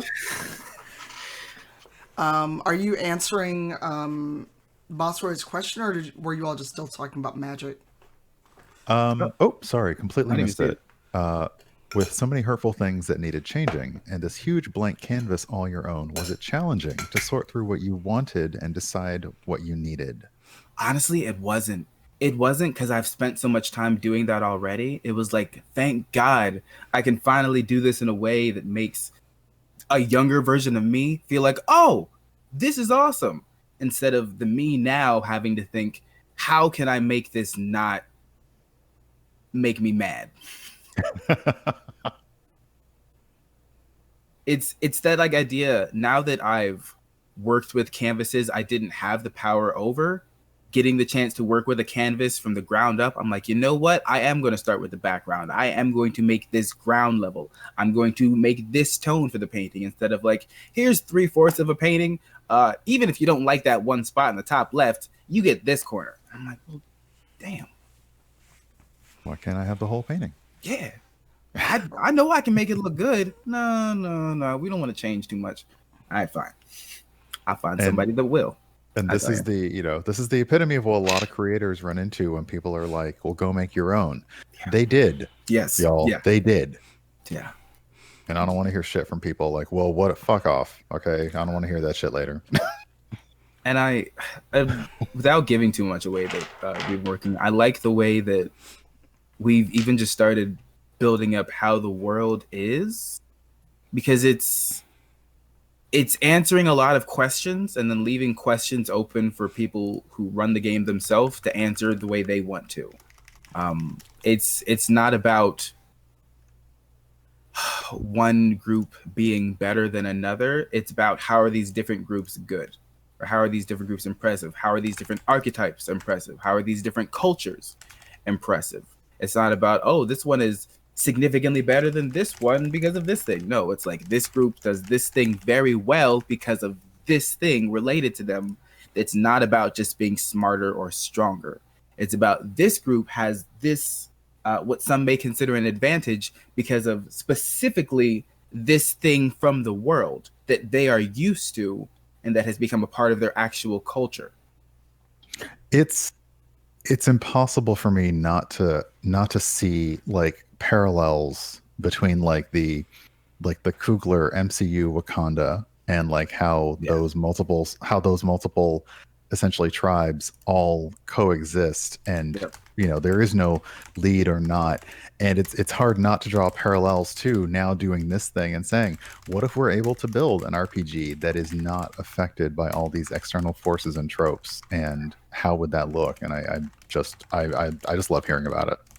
I I really hope that this is because in a lot of games, I don't think we get a lot of diversity because even if people try to be welcoming, if something has been so unwelcoming in general for so long, it feels like it's too late to come in. And this is for like those black nerds that were like, I don't know, there's not so much a game for me. There's about to be. If you didn't feel like there was, there's about to be. Right. Hey, Simwife. Um, Good morning. Thank you for your resub. How are you? Let me scroll back up just in case missed anything. Um, It should. not Nakia, is that the right one? Is that the name? Nadia Nadia, I'm so sorry. is Bosswary. Bosswary is just good here with the good questions, and I'm looking at the good comments. It seems like you guys have been obliged to be more thorough, more prepared. Your world's more filled out because you've been told to make your own for so long, whereas white creators and players have never had to stretch that way. And then there's a question. What was the first game that made you feel welcome? Ask me in 3 weeks. Yeah. Sorry again. Okay. it it might have been related to the people there, but it was Tales from the Loop because it was the first Yeah. it was the first game system I played where like we were playing as kids and kids couldn't die, and I'm like, oh my god, I don't have to think everything through and worry that like I'm going to die because I don't know what I'm doing. Oh, Excellent. I talk Excellent. about that all the time. Yeah. Wonderful. Did you see Woodhouse's question, Gabe? How do you like using Cortex? I like using it because it feels like it's giving me building blocks. I I like being able to build a character up and have choices because that feeds the RPG nerd in me. Because like whenever I play RPGs, I get to like pick like the different skills and stuff. And that's almost what I like. That's almost what I prefer because then everyone could play the same type of archetype, but then it's still something different. So then it's not like you have to all pick different subclasses to be different. You all literally can just make different choices. True. Sorry. Malevant, thank you for the 5 gift subs. Thank you. No, and I think I like that because like it's nice to have you have that like assumed like, oh well, everyone who plays a fighter has the same background and the same this and the same build, and it's like I like that it takes into account that no, you actually may have completely different ways. And as somebody mentioned in the chat, it also provides such I'm much less of a dice roller than I am a role player. So Oh yeah. anything that allows me a gateway to kind of improv and to kind of create stuff and to kind of create like scenes with other people at the table, I love that. So yeah. I think that's a good point. I think it does enthuse role playing. And if you can Yeah. get people to feel motivated for it, then they'll do it more. Yeah, and for some people, I feel like, especially the old grog nerds, and for those that are like, "What the fuck is a grog nerd?" Um, it's like the stereotypical old white dude that does not want to change how they play their D&D. Like they're probably still playing first edition D&D because Oof. those whippersnappers and they changed my D&D. And they still got like the raggedy dice they bought from Gary Gygax at the first TSR convention ever, and they'll never get rid of them or never like use anything else. And they're the ones that just don't like change. For them, I think they grew up with dungeon crawling and murder tourism being the Yep. way to play D&D or any other RPG. Mhm. So they don't And want to change. I I don't know. I always found it bad. Well, I always found it odd because there was not a lot of role playing for something that was termed as a role playing game and using your imagination. There wasn't a lot of role playing. It was a lot of, well, my character can do this, rules lawyering, dice rolling, min maxing, and I'm like, oh, okay, this is not the fun way to spend my Saturday anymore. So, like, even another thing that I like about the Cortex system is, without going into too many details, it's more flexible on how successes and failures happen, and I think that's more lenient to both the GM and the party playing the game. It's not like there's a single number. It's like it can vary how difficult it is, and it's more up to chance, and it requires a lot less like, okay, well, I have to make this a 15 difficulty, and I have to make this a 32, and I have to make this a 24. Yeah. I kind of like the, yeah, I like that you're not, you can be very good at something, but you can also be very good at a thing and still fail. Yes. Yep. Yep. I mean, just like real life. I am technologically proficient, but some days doing simple things is really, really hard for me. Um, Fair. oh God, I got called out referencing What? Star Trek. Shocker. Wow. Um, Wow, Lookamore Captain asks, Picard. what's something you're looking forward to not having in this game? Racism. Damn, I didn't even. I like. I wasn't You know even. when we say the racism jumped out. This is the only good way. This is the only time it is good that the Give a racism share. jumped out. Okay. I was just like, I oh my god, someone please clip that. I was like, I- the word was like there. I saw the question, and Brian started saying, what? And I'm like, ooh, I'm ready. Ask it. Oh my god. God, it's like 80 degrees. I wish the weather would make up its mind. It's been cold enough for like a hoodie, and now all of a sudden it's like fucking 80 degrees today. We switched. We got 55 Fahrenheit here in DC today. Oh shit. But yeah, we're making the game that we wish we got to play. God, racism is not a good plot point. Nope. Okay, you hate black people. That's fine. But if you would have said, you know what, this single person actually stole the item of power that I've been waiting for 3,000 years, that makes me care. If you're just a racist, I'm just putting you in a well.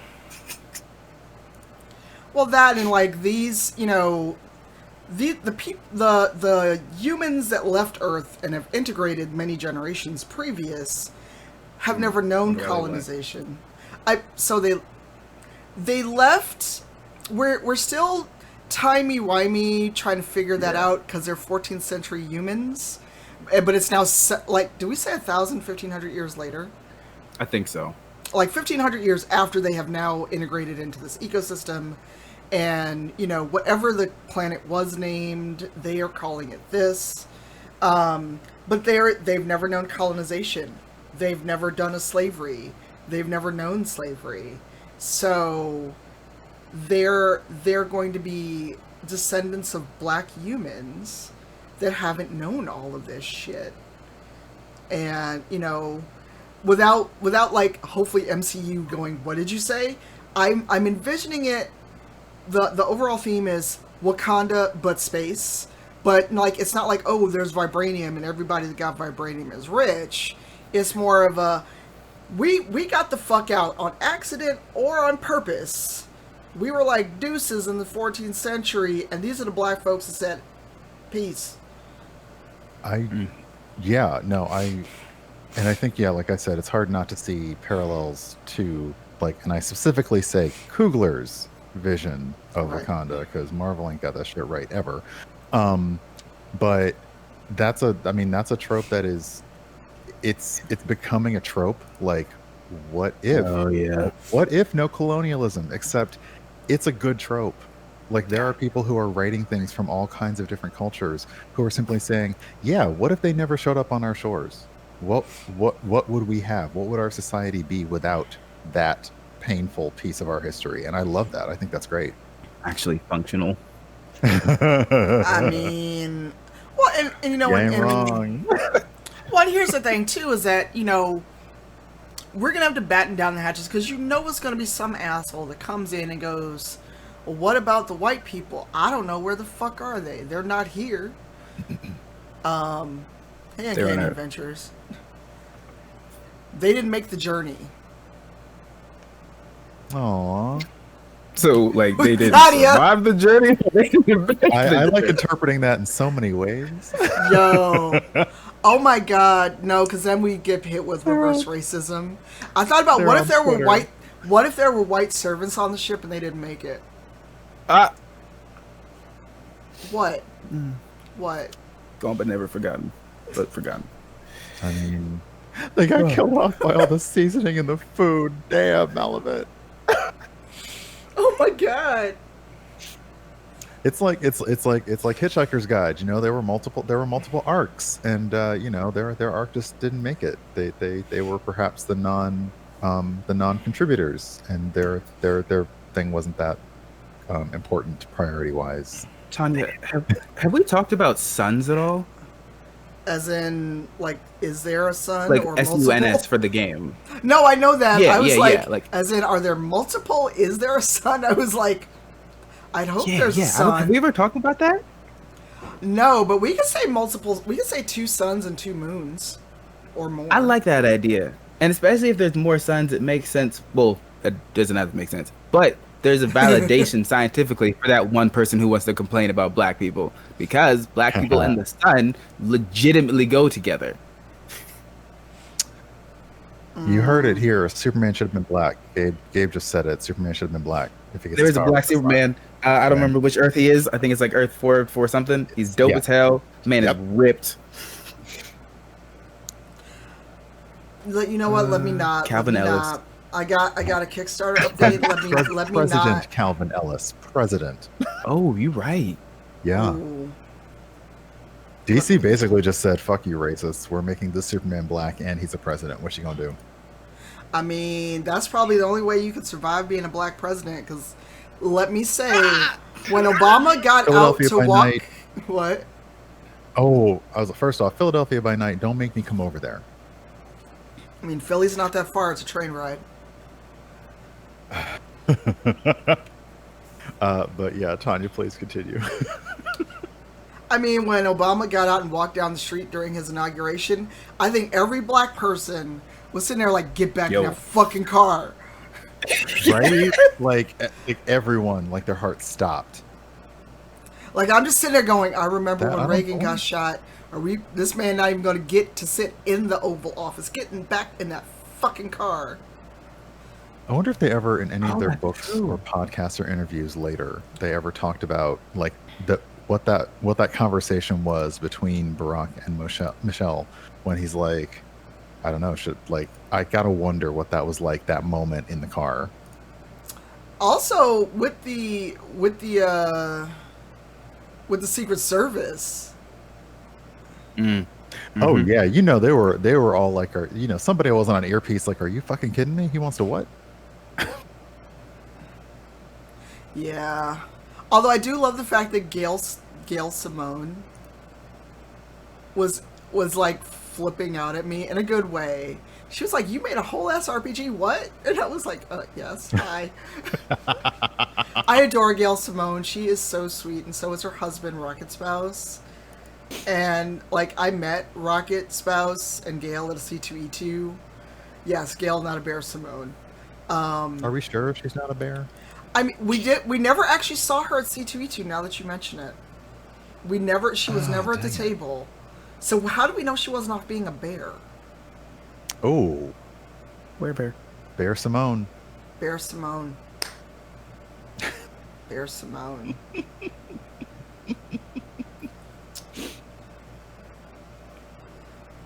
Oh, thank you. Okay, Tanya, if Yes. it's good. Yeah, go ahead. I was gonna say, on like the far scale of things, like after everything is done, and then after like the other things that are done, what's like the farthest thing that you would really want to do with this game, but it's like far in the future? I Do you would have any dream goals that people can latch onto now and make it happen? What I'd really love to see is, one, see the world expand and see people make content for it. Ideally, other POC and Black creators, because as much as I like some of our white friends in the space, somebody somewhere is going to find a way to put colonialism in this shit, and I'm just going to be like, if I find you, because we have to talk about trademarking too as well. Yeah. Yeah. But I'd love it if the people I know who are Black and POC in the space did actual play shows based on this world we're building. If it got to be a point where we could have that level of recognition, and hopefully not the level of fandom fuckery that Critical Role has. Yes. We're trying to get their rivals, not there yet, because we're still tied to D&D. It's not our own story. Yeah. But That makes this sense. is our own story. I'd love to cross-pollinate it with, like, Dishonored RPG, because that's kind of dystopian, kind of sci-fi, where if there were reasons... Like, if there were ways to cross-pollinate, or like, Chris Spivey's game. Yes. Like, if there was a way, maybe some people from that era that were in that setting wound up on our planet, like space travel, or some of our people like, oh, there's Black people in distress on Earth, we gotta go and go rescue them. Find reasons for Black characters, Black properties to mix and mingle.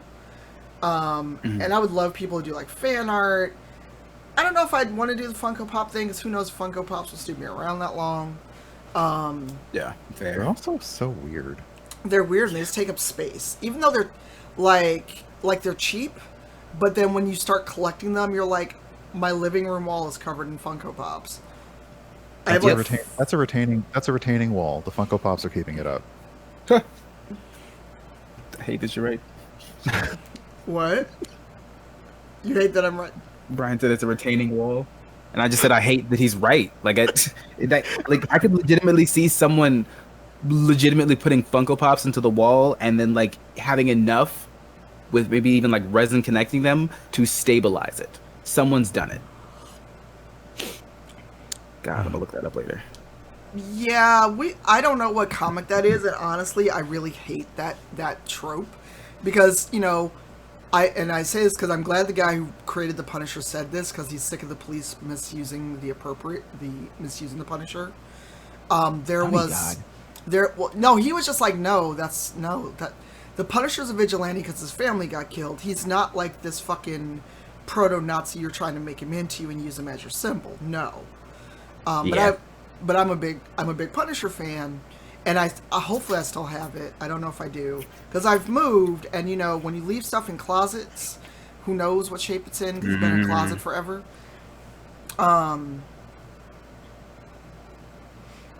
Is that the Punisher finally got caught and sent to Rikers, and he finally and Jigsaw was there, and Jigsaw cut him up really badly. And in jail, now I didn't know they had that kind of technology in jail, in a prison medical facility. But he got a skin transplant. Was a black dude. Oh yeah, when he but came he still had like the blue eyes. Yeah. And it was just Hold like, on. Let me go find this. oh yeah, that was an old storyline. I think Franzetta was still drawing the Punisher then. It was that hatchy, like really cross hatchy art style. So it's CBR, but still. Oh, okay. So Black everything. Nadia, he got a whole body skin transplant. And I just like closed the comic and put it away. So Noob, I'm gonna answer this, but I'm just warning you in advance, I'm gonna sound a little exasperated. Because that is a conversation that me and Gabe and Brian and other black folks have had very often about, can you be a black character? Can white people play black characters? Because here's the thing. Once the book is out and you play it, I have no control over what the fuck you do with it. Ideally, and I'm going to take a page from 1776 of, there's going to be a section on playing outside your race. Because there's going to be black humans, there's going to be aliens. But it's not going to be, but you don't have to add racism, where it doesn't exist. And nobody's saying you can't be a black character, that you can't play this. It's not going to be like, oh, if I'm white, I have to be an evil colonialist. And I sound a little frustrated because that conversation happens too much. But you go, Gabe, before I start yelling. It's the difference between playing a character and playing a caricature. That's the straightest way I can say it. You don't have to play a black character who's been oppressed. You don't have to play a black character who is trying to fight racism. You could be a black person in space, and the core focus of your character is that they want to explore space, and they're also just brown and have long curly hair. Yep. That's it. And yeah, don't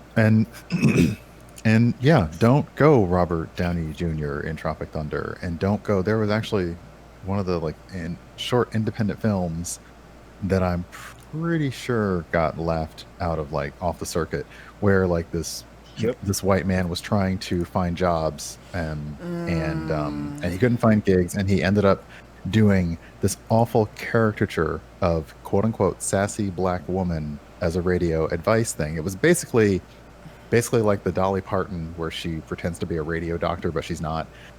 And I was like, that, and everyone basically said, how did this movie get made? You're essentially here doing an 80s stand-up at the improv character as a white person, but you're making a movie about how this makes you fuck off with this shit. Just no. Because wasn't it? Yeah, see, I was people remember it now. Yeah. Hey, Gamer Glenn, how are you? Welcome on in. How are you doing?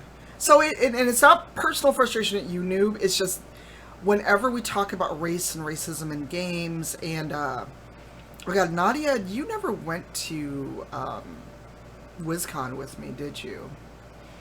But at WizCon, a con that I normally go to and was on the ConCom for, I went to a panel that was supposed to be about playing outside your race in RPGs, and I realized how fucked up some people's ideas of what black people think about white people are. When this woman, and I swear to God this is true, and I'm not even Christian, and I'm swearing to God, so you know I'm doubling down.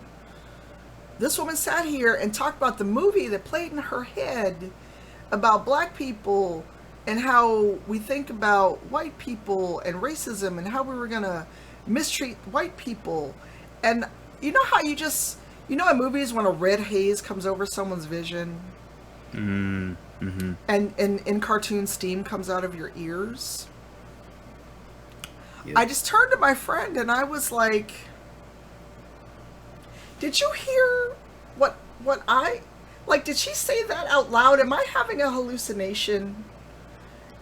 Did I drink too much at a party and I'm still asleep and this is a really weird dream? Because I know what the fuck I heard, but she didn't say this out loud, did she? And... Yes, Moxon, yes. Hey, J-Rock, how are you? Belated birthday greetings to J-Rock the God. How are you? Rocking the new blonde look. And for anyone who's just following, sorry, we do have 10-minute follower mode on because I'm in just chatting and people are terrible, so it is not personal.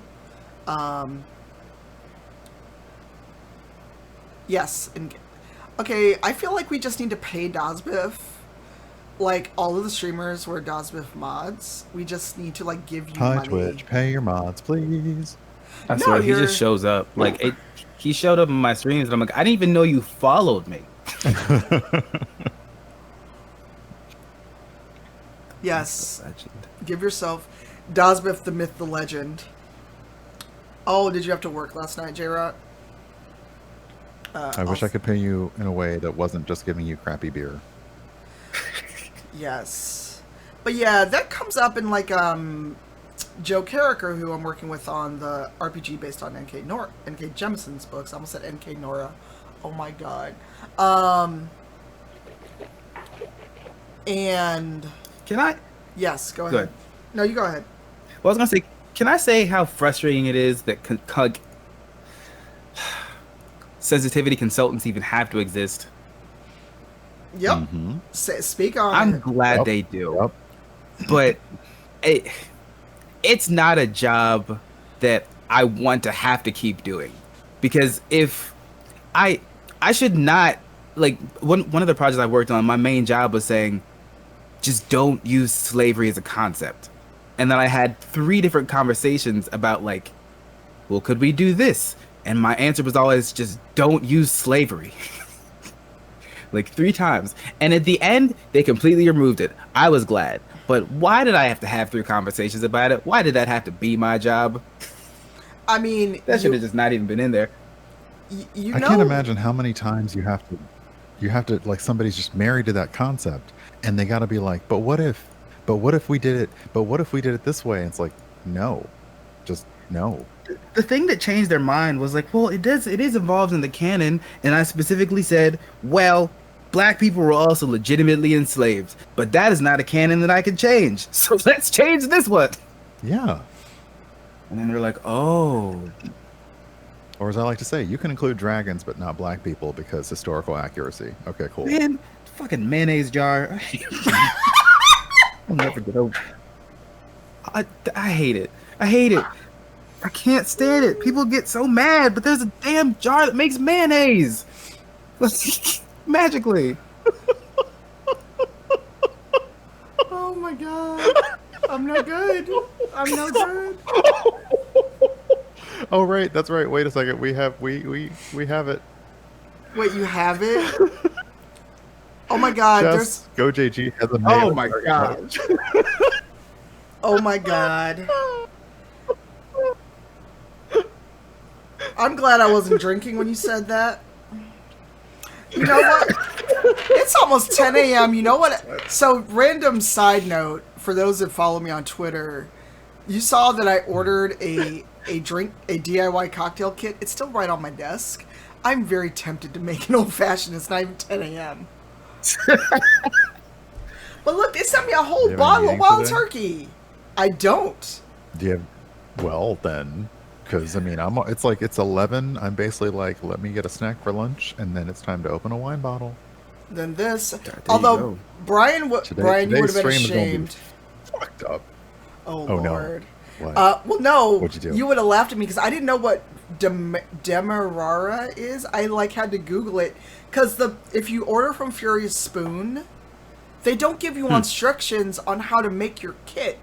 They're just like, here's some booze, good luck. And I'm like, so you gave me a whole bottle of wild turkey bitters, which is good because I didn't have any bitters, and I forget bitter stains. But they actually gave me a whole, like they just said, here, make cocktails. That's fair.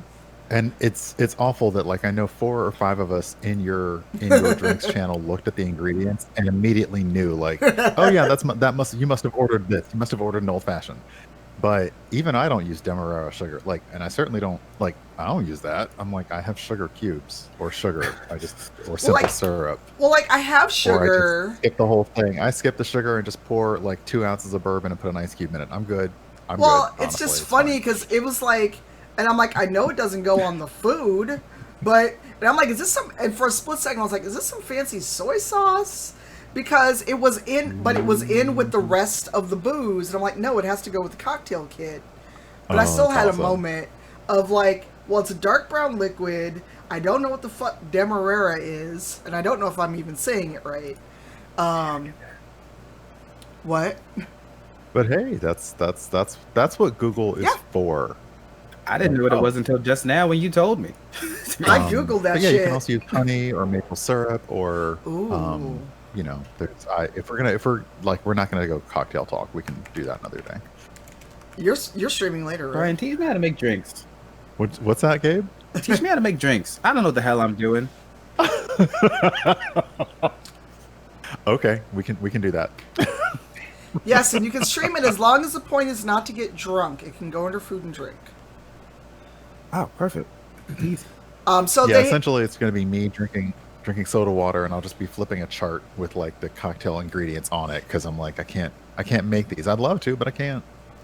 okay. So here are their cocktail kits. You've been sake bombed, which I'm not sure. Like, it just says it doesn't even tell you what's in it.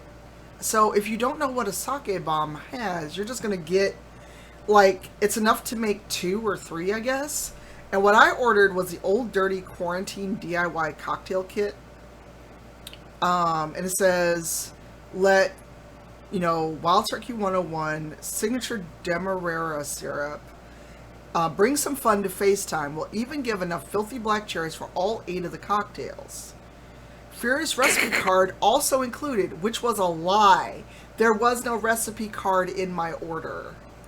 Okay, you should if you haven't already, you should drop them a note back and say you forgot to actually give me the recipe.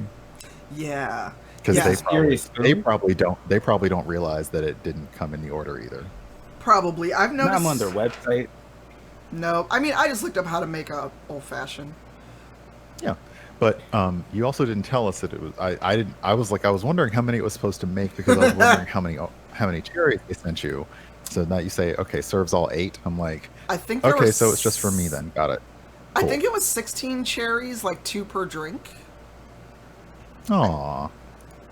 Wow, Brian. I don't. Wow. If they're maraschino, I don't put them in there because maraschino cherries are gross. The way they make them is nasty.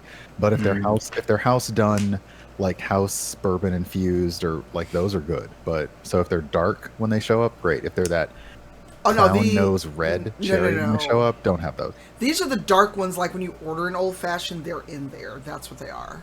Nice. And even like orange zest, orange peels. Ooh, that ginger gamer share, I nuts. was trying to grow an herb garden this year, and because there's nobody on the street, all the squirrels and pigeons attacked my garden because they were like, it looks like food. But yeah, growing an herb garden for making cocktails is fantastic. Vanessa is up and about, but she has day job stuff. We've gotten so far off. That's okay. we were on But topic, since and then since you we were left it. talking about it, I want to talk about the fuck ass tweet that I got from somebody trying to be funny, because I checked. Which one? Well, I mean, there were many. Which one? Right? There were many, I admit. But the person who replied and said, "Oh, white people need to learn. There should be a mute white character so they can learn how to be a decent person." What? Hold on, because the tweet's still there. The tweet's still there. The tweet is still there because they didn't actually delete it. Oh So- God! What is wrong I with took people? screenshots, and nothing in their We ain't brain got time for that, clicked. Brian. Something in their brain was like, this is a good idea. So I'm gonna find these because they have not deleted them. And so while I'm looking for the tweet, y'all can keep talking because I have to scroll back because there were a lot of tweets. Perpetual noob. I have thought, like, based on this, I have actually thought if Tanya hasn't already planned one, I absolutely want to get as many of the team as is available on a stream to talk about what they can before it starts, because everything I've learned today sounds so amazing. Brian, at some point, I need you to message me about what you want to play so I can just make it. Oh Me or Brian? God! Me? Oh my Brian. God! Wow!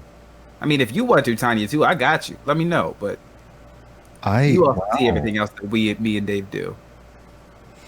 Hey, I geeked out. I just got broken there for a second. Okay, yeah, okay. Yeah, it's weird having like complete power, right? That's interesting. Nadia said a settlement builder based on Motherlands. A what? We could would we ever this would we is our irrelevant question. I guess something to consider is like if people wanted to make their own settlements or societies or stuff. I don't know how we would go about it. Because Nadia's was more about like somebody taking the IP and turning it into a different kind of thing. But yeah. How are you thinking about like supplements and that'll be interesting because of trying to avoid colonization. Yup. Yeah, and that's the thing. I want to avoid colonization, but if this somehow becomes a video game, that's going to take a couple $1 million. Yes. Well, yeah, and I want to know. I don't know if it's possible. Like, is there a way to kind of write into the IP what kind of things it can and can't be used for? Like, what kind of themes are like not kosher for that IP? Mm-hmm. It doesn't stop. I mean, it doesn't stop people from making awful homebrews, as we well know. Yeah. But Okay, here it is. Yeah, they have not deleted these tweets. They didn't stop. And yeah, I will think about that, Gabe, and get back to you. Cool. As Critical Bard had to say in his own Twitter yesterday, like him, I was invited to be part of this project, but the scheduling was not going to work for me. Mm-hmm. It makes me very sad, but I have a day job that I kind of got to make sure I can do functionally. So I will think about that, though. Thank you. Yeah, but once it's out and about, I can't stop anybody from playing it. Okay, y'all, dial it back. The game, we haven't had one episode. Dial it back. Okay. No, we're not doing a Nuzlocke Motherlands challenge. Okay, stop it. Roll back with me a little bit. Roll back. Okay, you're being very kind, Halens. You're being very kind. So I'm going to read the tweet for people that don't want to tab out. So I said, because we know that there's going to be somebody, I'm waiting for it, because once this gets on Reddit or somewhere, someone's going to be like, well, what about the white people? Why ain't you got no white people? Why isn't Matt Mercer involved? And yada, yada, yada. Somebody will say it. And I'm going to be like, would you like me to call Matt and have him answer that to you personally? Because I could do that. Because I would. I'm gonna Yeah, go ahead. Yeah, after you read it, I have one comment. After, did you already read the tweet? I was reading it myself. Oh, so all I said was that we're not doing this today. Not today, Satan. And someone replied with, "I can't wait to check this out. Really hoping there's a clause that allows white people to play as long as their character is mute." Oh, and then they follow up, "Okay, it's on Twitch, so you could have a white guest on whose character is mute and mostly just pays attention to POC and nods politely. I mean, I'm mostly joking, but white people clearly need some help. This could help them have a role model for being in the presence of bi POC without needing to speak or be the center." And so I was like, you can stop now anytime, as we would not make a mute character as a joke, because that's fucking ableist. I just want to hop in here to remind everyone that every joke is not funny. Because I when I read his tweet, I immediately was like, oh, I see what he is trying to make the joke of, but you did not execute this in any good way at all. At all. Nope. And then I replied with, "You can stop. That would be ableist, rude, and worse. Also, black people succeeding doesn't mean punching down on white people, because again, we don't have the systemic power to do the shit to white people that has been done to us. Getting one show doesn't mean that I'm gonna sit out here and be like, oh, lol, teehee, white people are so stupid. Because A, I can do that on my own time and not in a public forum where someone's paying for it. And B, just read my Twitter. I do that anyway. Because people are stupid on fucking Twitter.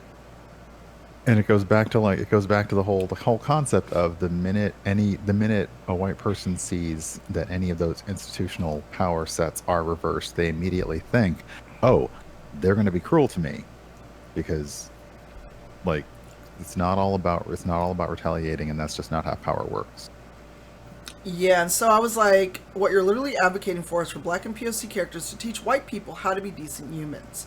This ain't the Green Mile or Bagger Vance. If that's what you're looking for, goodbye.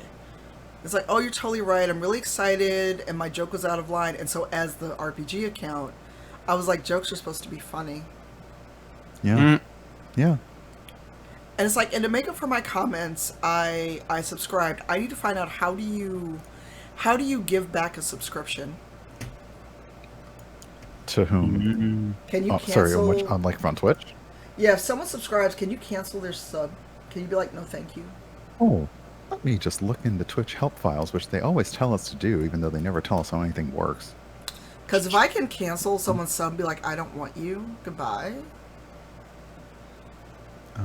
No, I don't want to. I don't want a refund. I don't want to get a refund. So, and yes, I don't care if they're watching, because that was some ignorant, stupid shit to say. And the fact that the tweets are still there shows that you didn't learn anything. Waking Oni, AOL log off, goodbye. I don't know, Valve, because I feel like they said they rolled that back immediately. Like, for some reason they had rolled back the banning someone removes their sub and follow. I'm not sure. Hold on a second. Sue got it in one. Because here's the thing, like, the people that are worried about... Like, the people that were worried about Obama being president, because I saw people legit worried that Obama was going to try to enslave white people, and I'm like, that's not how this works. Also, we are, 14% of the population? Yeah. Mm-hmm. So we're 14% of the population without the systemic backing. We know that slavery is wrong and owning people is wrong. But y'all are worried that we're going to try to have white slaves. And people believe this. Okay. Well, I have screenshots, so even if they delete it, Sleppy. I mean, you know why, Shears. You know why. Because there's a group of white people, and I'm sure, and we've all seen it, where they do the self-deprecating, oh my god, I'm white, but I hate white people too. Can we get rid of them? And it's like, or they apologize for being white. I never really understood the term virtue signaling, but that is what it always feels like to me. Like, you're just being a little bit performative on that. Yeah. Yeah, I mean, there's that, but it's trying to show that they are woker than thou. That, oh, look at me, I'm better than those white people. And it's like, no, you're not. We all grew up in a capitalist, racist society. You acknowledging the fact that you have privilege does not make you better. Or men that apologize for being men. And I'm like, okay. Did that put money in my pocket? Did that change systemic misogyny? No. Right. Hey, Nicodemus. If you want to be an activist, do something. Take action. I don't want your apology. I just want you to do something and then not feel like you have to tell me that you did something good. Yep. Oh, Nicodemus, hi. Right, and it's like, also, I don't want your $5. Keep it. Like, not all money is good money. Can we talk about that, Gabe and Brian? Because you know, I did something, and without going into details, I hated it. Communication was not good, and I almost said, "Just keep your money." Like, I'm fortunate enough that I would be able to say that, but it's really not, because I don't want pity money. I don't want money if the people that I'm working with don't actually care, because I am not a paycheck. I am a person. Because you are paying me does not mean you get to disrespect me. I will respect you for giving me an opportunity, but if you give me an opportunity and then act like I'm dancing for your money, I'm gonna say keep your money, because I don't gotta dance for you. Yep. yeah, and also, can we talk about the fact some people don't know what cartographer means? Are you? Wait, what? I'm sorry. Who? What? So I put out, because the version Twisted is making a 5-person scene. Oh my gosh. Where we could have a map, because Wow. we're not using Roll20, we're working with Cortex and Fandom. Oh my god, Philadelphia. And so I said, are there any Shut black up. or POC cartographers out there? And people started tagging people who make graphics, who do emotes, and I was like, cartographer. I found a couple people, but then folks started doing the thing where they tag people. Someone actually replied to Twisted. I could have, Naughty, but it's me. You've known me for years. But then someone actually replied to Twisted with, I could make emotes and graphics, when she's literally listed as the person making our overlays and character art. And I just... It's a person that takes risque pictures of carts. Okay, I like that one. That's okay. Wow. I don't know, Labata. I don't know. Like, I DM'd a friend. I was like, do people really not know what cartography means? But to roll back at you, one thing you said, not to roll back at you, to roll back around to something you said. Not like, it's one thing, like, you know, have your hustle. Absolutely. Always have your hustle, but make sure that you're not offering up, like, yeah, make sure you read the press release before you send your resume. Like, we already have somebody to do art and to do graphics. So this is not that moment. This is not your moment. It's like that same energy when we do an actual play show and everyone's like, "Oh wow, when is so and so going to be on?" Like, what about we're already on. When people put that in your face, it makes you want that specific thing less. It's like, if I go find it myself, then I'm interested. But if you're like, you know what, you're gonna love this drink, and I'm like, you know, I don't think I want to even know what it tastes like, because it's in my face, and that bothers me. Yep. Yeah, I'm waiting for for the "What about Devin Rue" tweet. And well, it's like, I was gonna ask you if you just asked Devin directly if they know anyone who they would put up for this. true, but I also didn't want to be like, hey Devin, I know you're a cartographer and everything, but I don't want to use you for this because I want to keep it all POC. Like, to me that'd be kind of rude. Be like, hey Devin, I know that you're a professional and all, but sorry. To me that would be it would be weird, but The thing is, it feels weird, except people kind of do that all the time. They basically do say to people in the industry, we have this opportunity, but we're looking for a specific audience of applicants first. So sometimes that's the only way to get that out there. yeah, and like someone But replied, yeah, person to person, it would feel person to person, it would feel a little weird. You're right. Yeah, but like someone, and one of the people that got tagged, she's like, I've never drawn a map. And I'm like, cool. That's not what I need at all. So also, It'd be different if like they like. Oh, go ahead. Oh no, because I saw Dimples make a comment in chat with the whole like we ain't had a whole episode. We ain't said what the classes are or nothing. Somebody's like tweeting a CB. Oh, I can't wait for you to guest, and it's like, slow down. And it's also essentially just saying, I'm not interested in this. I'm just going to watch the episode that my fave is on. That's true. I hate that. I mean, people did it with Dungeon Crossing before we'd even had an episode. Can I just tell you that felt like shit? Oh, absolutely. Absolutely. It felt like absolute and utter shit. I was so excited about the thing. And then everyone's like, well, when is so-and-so from other show going to be on? And I was like, oh, okay, cool. Let's just click the end stream button because whatever. Bye.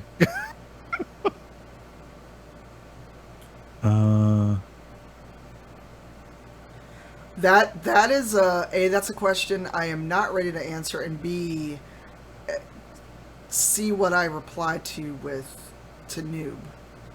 Because we haven't published it, and y'all already talking about modifying it. Let it get out in the world first. Yep. Second reminder on that. Because this is not going to be aimed at children, just so we know. That I don't have children.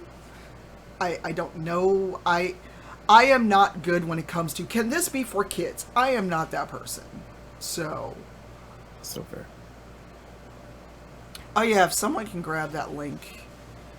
Yeah, but people are talking about modifying it, and let's get the book out. Let's have our first stream.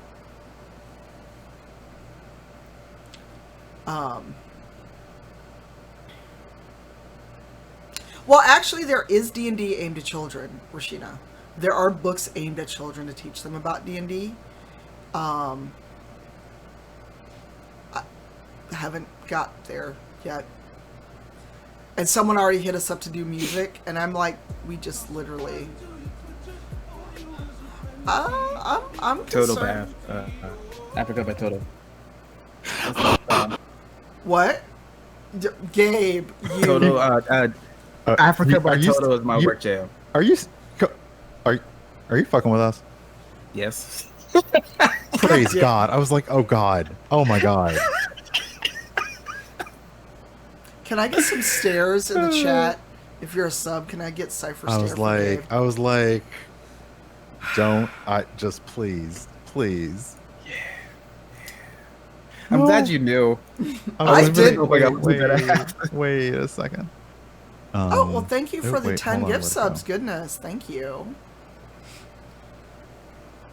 Stop moving, chat. Stop moving. DOS before mod, can someone said put it and it back went in the faster. 10-minute slow mode? Or not 10 hold on a minute, 10 second. second. Some kind of slow mode, because the chat just went, wee! Oh, okay. Yeah, now I got okay, yeah.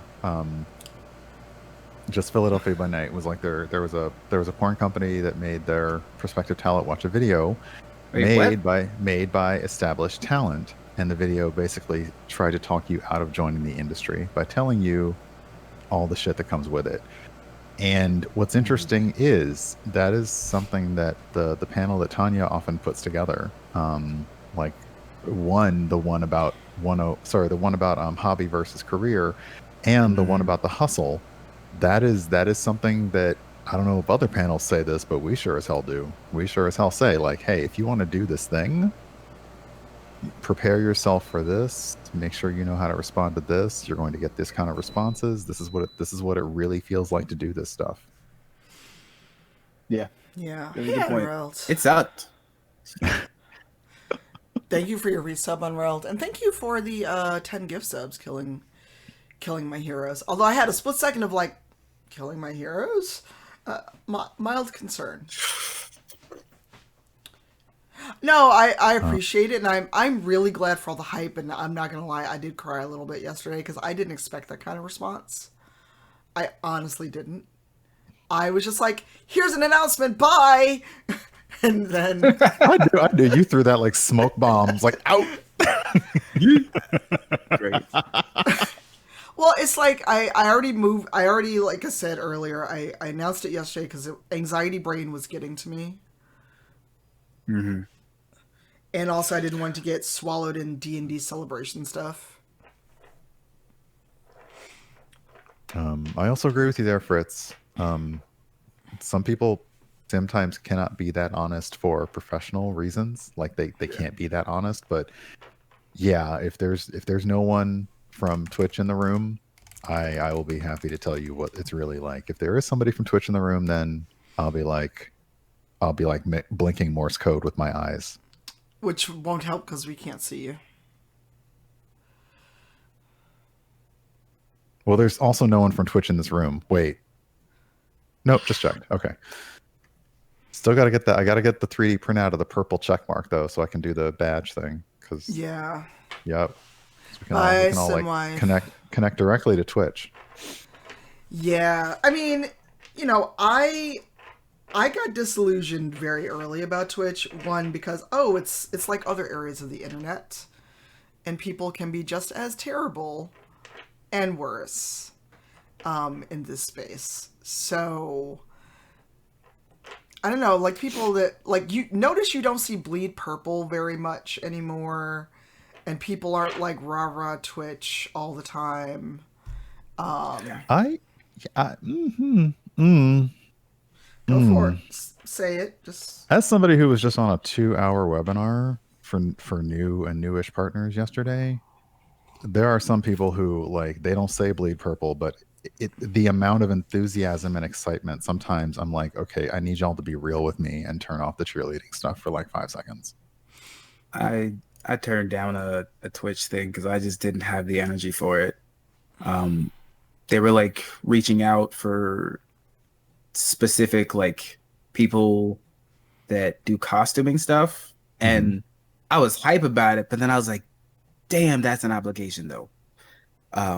And right now I make and do way better streaming for other people than I do for myself. And I'm like, I don't have the emotional or physical energy to start trying to work on that personal foundation if this other thing is working and I'm still trying to manage everything else. yeah, and that's the part. I mean, Y'all are yeah. impressing me. Go ahead, Brian, because I felt it in the ether that you were going to say something. All right, bye, Nadia. I will keep it real anytime that we're on voice chat. But yeah, the bleed purple thing, any kind of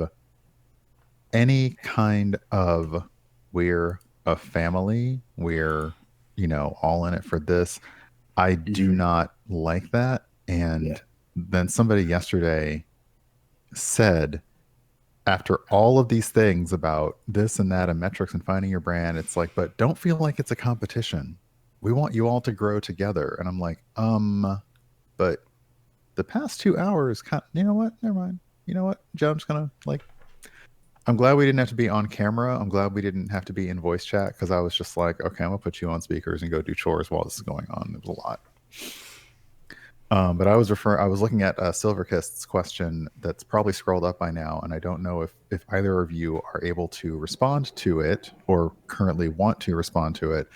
The question was, can you give us any tidbits or a snippet of like what kind of story ideas you have for the RPG, or like a story for an OC you'd want to play in the RPG? I know that Tanya said a lot about it, Gabe has said a lot about it. So is there anything, because everyone should come back and watch the VOD of this, because a lot has already been said about it. But anything else that you guys would like to share at this point?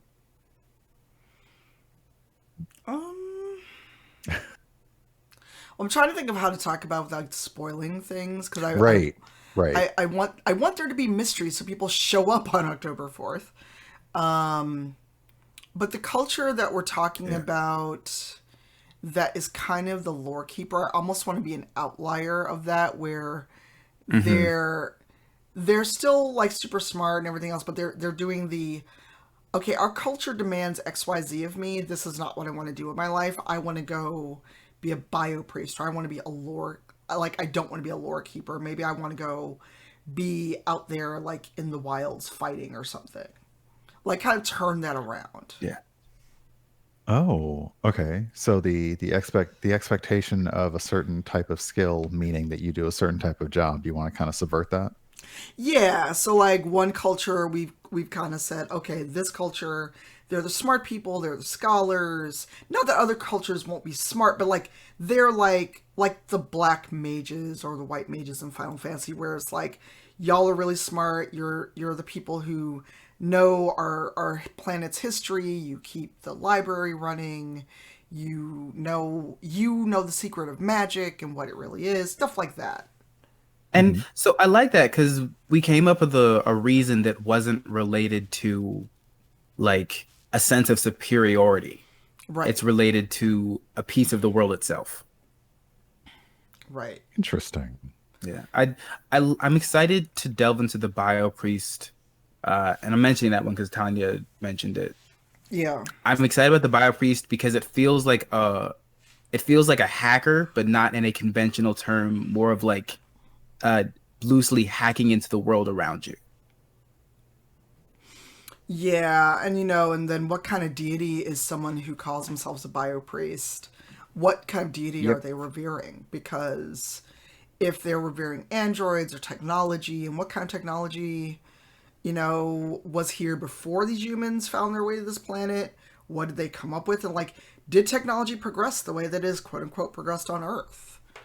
Yeah. Hmm. Do they have things like iPhones and iPads, or what do you mean breed some narcissism?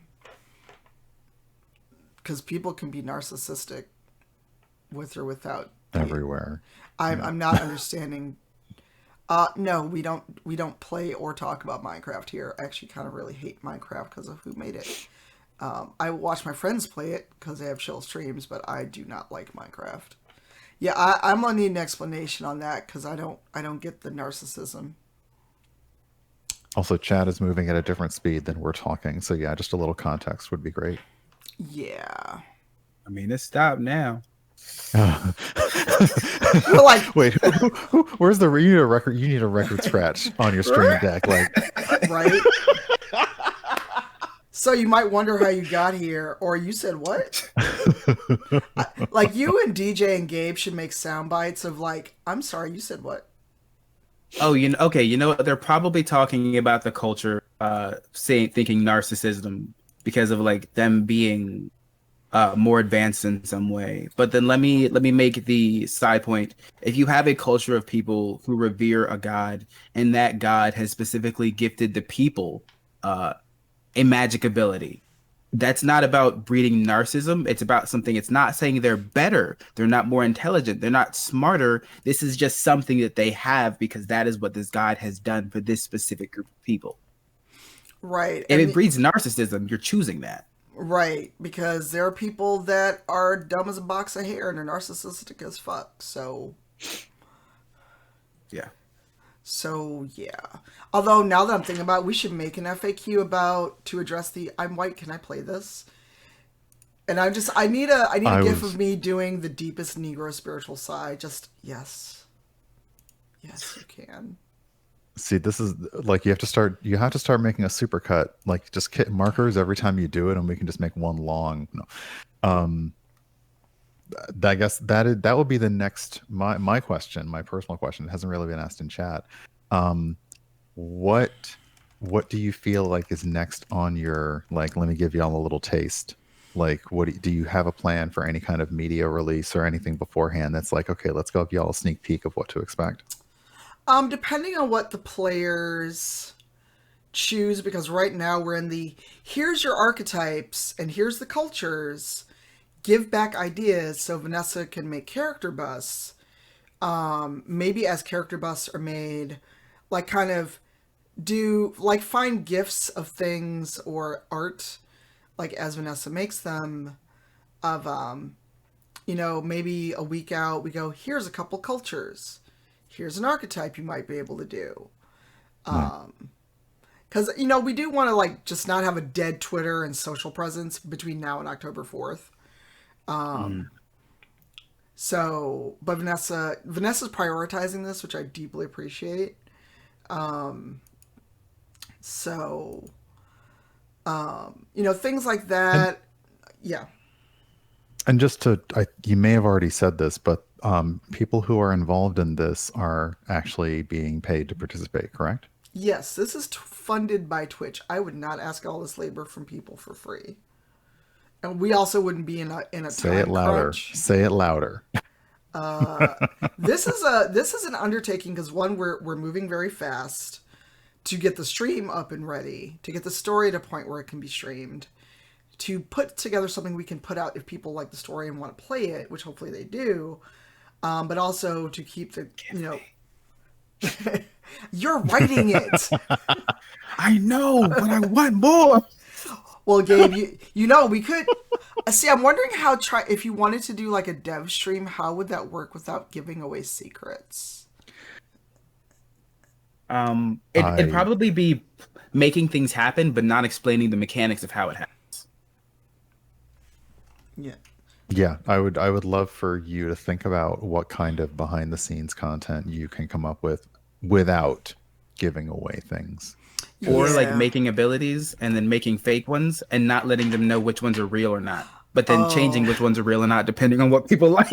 I mean, look, it's been done. Yeah, and then and you know, the people that are going to be on the stream are also making what they're doing is going to be canon, like, because it's literally everyone involved from the ground up. Oh, I've always wanted to play this. If I could be like T'Challa, but like a paladin version, like I can do magic, but I'm also a fighter.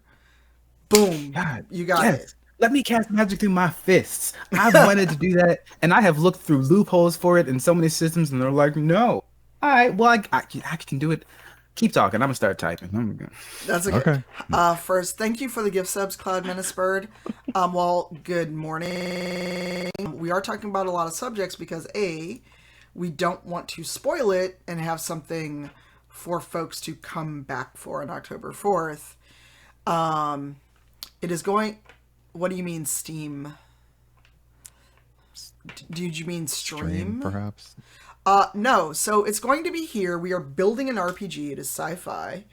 And our first season is going to be 12 episodes. You will be able to do that, Slippy, because it's going to be based on skills. It's not going to be like, you have magic, therefore you're stronger. It's not going to be, you have... Okay, well, we're not doing fantasy, so... And to reiterate, you are essentially, this is world building. You are all coming together and building this new world that is sci-fi based. Correct. Yeah, so Kitchen, that link that Dosbiff handily provided will give you information. I did not see Go's question. I mean, I would love to have an arcane warrior type, like you could be in Dragon Age. But again, this is not fantasy, it's sci-fi. Let's see. Oh, Lobata asked, can you share how long this has been in development? I could, but I don't want to. Okay. But Go apparently asked a question that I missed. Yeah, I'm sure. I'm sorry. Everyone has been really generous and very chatty, and I am trying to find it. It was mainly talking about how representation in RPGs has pretty much just been white guys, like until really recently. It was, I'm sorry, but I gotta wonder what all the white cis male folks think everyone else has been having to do this whole time. We only got to play white dudes until recently, really. They don't think anything of it. They don't have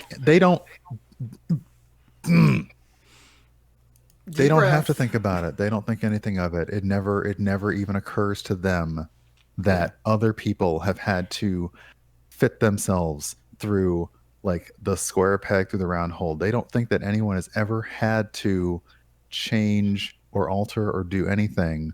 And it reminds me of, I believe you've mentioned, Tanya, you've mentioned N.K. Jemison's first experiences. Mm-hmm. Or wait, shit.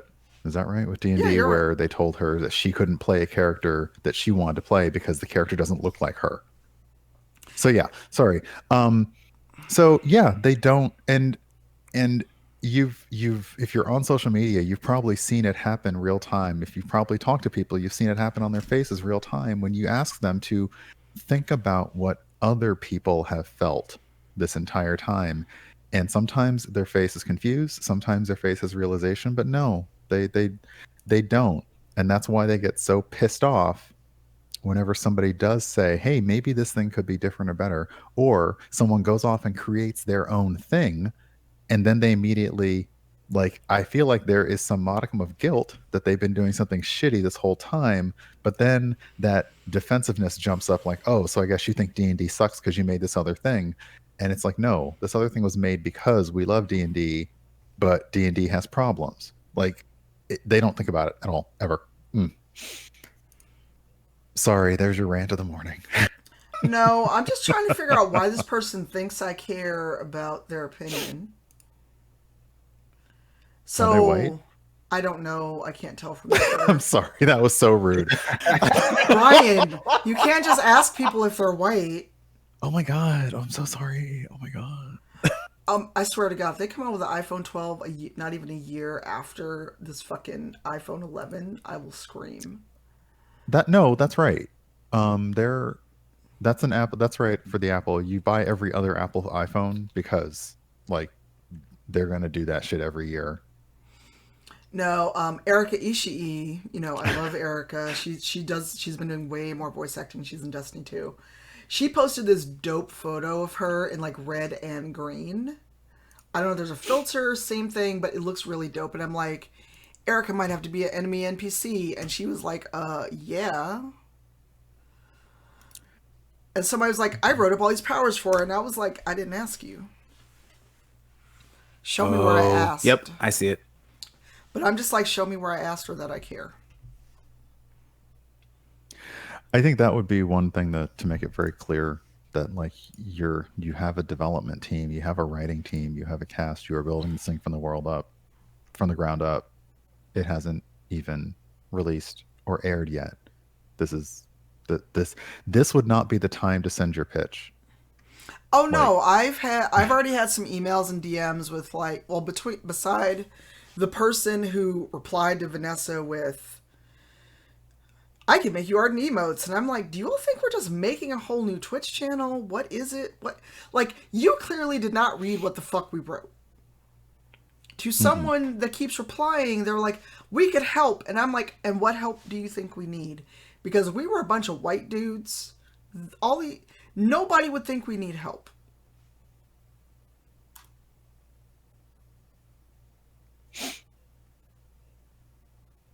So, oh no, you accidentally destroyed your phone. Okay.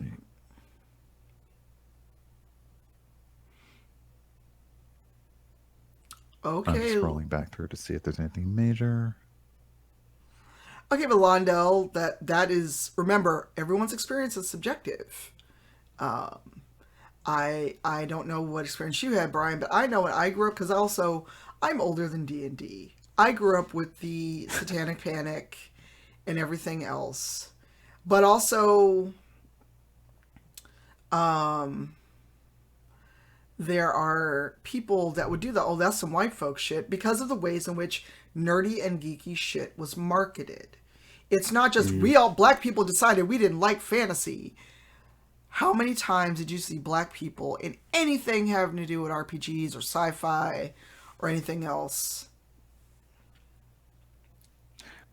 And yeah, and I know Londell, your experience is unique here, but it is absolutely not the norm. And a lot of people, there's a reason that it's such a big deal that Rivals is an actual play cast that are all people of color. Like it's a lot of us have felt shut out of this hobby simply because we're not, when you flip through the pages of the books, no characters look like us. And I feel like it. Good. No, please go ahead. I feel like it's common to either have black friends who play the game, or you are the black friend. Like those are the two situations that happens. Very, very rarely do I feel like I have had the black friends playing the game until recently. Yeah. Yep. I mean, and the fact that, you know, as much as I'm glad people like Rivals, we're not the only show that's all people of color. We just happen to have backing from WotC. There's Dicey Amazons. There's Plot Hunters. There was Tales from the Mists. Hey, Aaron, how are you? Aw, thank you. Thank you for resubbing. You're so welcome. So, all right, well, Dem, I'm not, I think you're having your own conversation. So, I'm not clear what you're talking about. So, like, I got a couple DMs and I got the whole, oh my God, why, you know, here, this would be great if. I don't care. Ain't nobody asked you for shit. No, I was just saying, like, when I see your comments, I don't know if you're replying to something, if you're having your own conversation. Because I don't want to ignore people in chat, but I'm also like, what are you talking about? So, or just like even with Rivals, people come in and they try to backseat us. And it's like, I probably have dice older than you. Why are we doing this? I literally have dice for my first D&D set still. But I'm not like, oh, dice or whatever. It's all good. Pie. I keep wanting to say fung, but that sounds weird to me. Why I say fung? I sound like I'm going to call you fungus, and that's not what I'm trying to say. Oh no. Braun, thank you for resubbing. It's like how your brain autofills words. Hey, Zazie. Thank you. Well, and I know Generic Nerd asked about another season. I don't know. Right now we are getting funding to put this together. We haven't even had an episode. I don't know if I have the option to even go back to Twitch. But ideally, this will be a thing. People can go build it. They can go play it. Because we're going to have one that we stream that that Bronze Girl is writing. And, well, that's a whole lot of question. I was gonna say, if either of you would like, if either of you see those or want to or do not want to answer those questions. So I'm trying to figure out how to respond to this without being snarky. But Gabe, it sounds like you want to talk. Ideal situation, this keeps happening and we keep making money, but we don't know what's going to happen because the world is horrifying and everything can change. We lost you. I was saying, ideal situation, we keep doing this and we keep making money, but it's kind of impossible to tell what's going to happen because the world is still in chaos and anything can change. Yeah, you know, and I will say we've already had some media attention. We've got some interviews lined up. Friend of the Nerdist wants to talk to us. GamesBeat wants to talk to us. And we've already got... we're in talks to put out like a physical book. Here are some adventures. Go make things. Go enjoy the world. But again, the world is terrible. People need time to do things and to flesh, because this was just going to be enough to do the stream. So this wasn't going to be like, oh, go ahead. I want people to be invested because they want to see something happen, not because they want to look good for supporting Black people. Say that again, louder. Mm-hmm. I see people wanting to support, and I'm excited, but I want them to support because they like this and they care about it and they're passionate, and not about because they want to be like, you know what? We were the first people to support these Black people. Because if I find out that's the case, every other wrong thing you've done is coming to the table. I don't want your money that bad. Someone else will pay me more. Like, oh, you know what? They fucked up, but I like him. I will gladly do it. Because with the people that I've worked with, there's been a lot of good and a lot of stuff that when they messed up and they helped out and they fixed it, I didn't forget it. I just gave them another chance. Right. You're we like, don't want your pity money. Right. So since we're talking about pity money, let's talk about the Black as Fuck roundtables. Let's talk about that. Because here's the thing. I like money. I've got bills to pay. I like expensive shit. However, the petty money that came in during, before, and after that, all the round tables, I'm like, this is kind of shameful. But also, where's this money when people got a Kickstarter?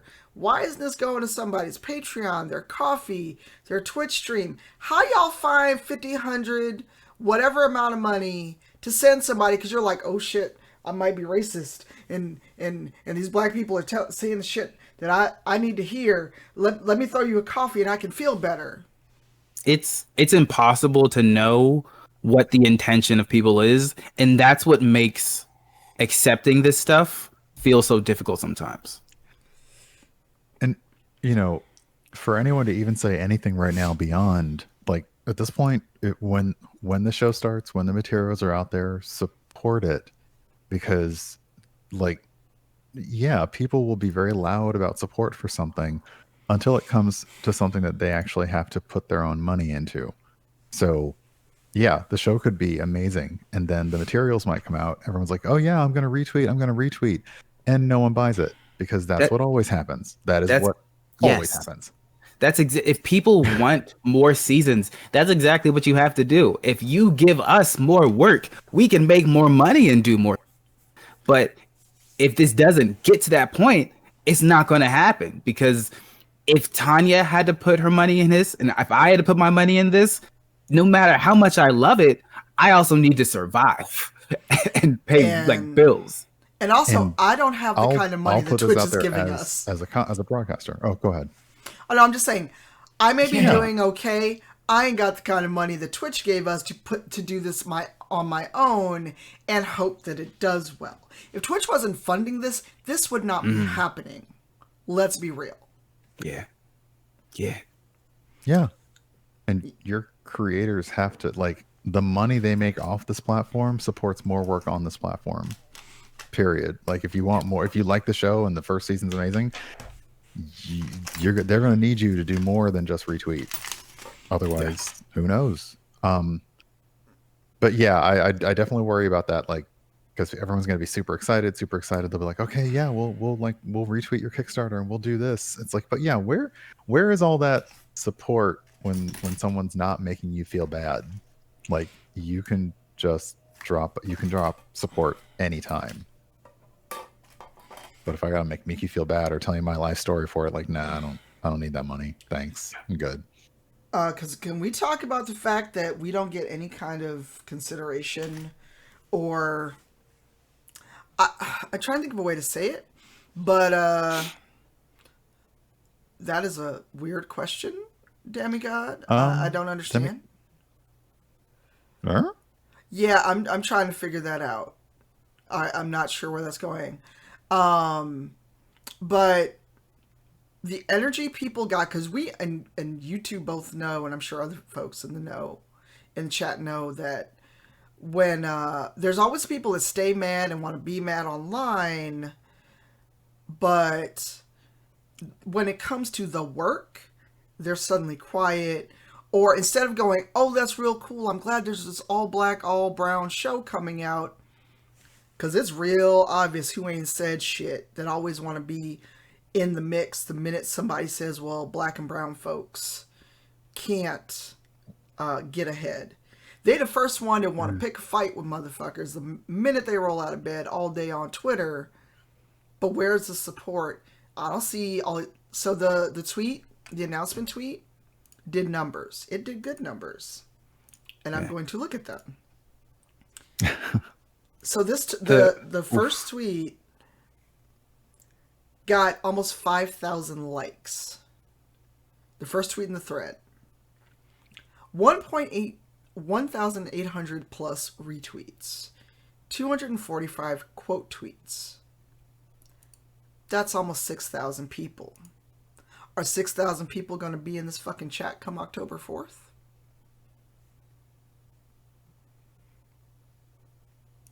You know? I'm trying not to whistle directly, like, okay. Yeah.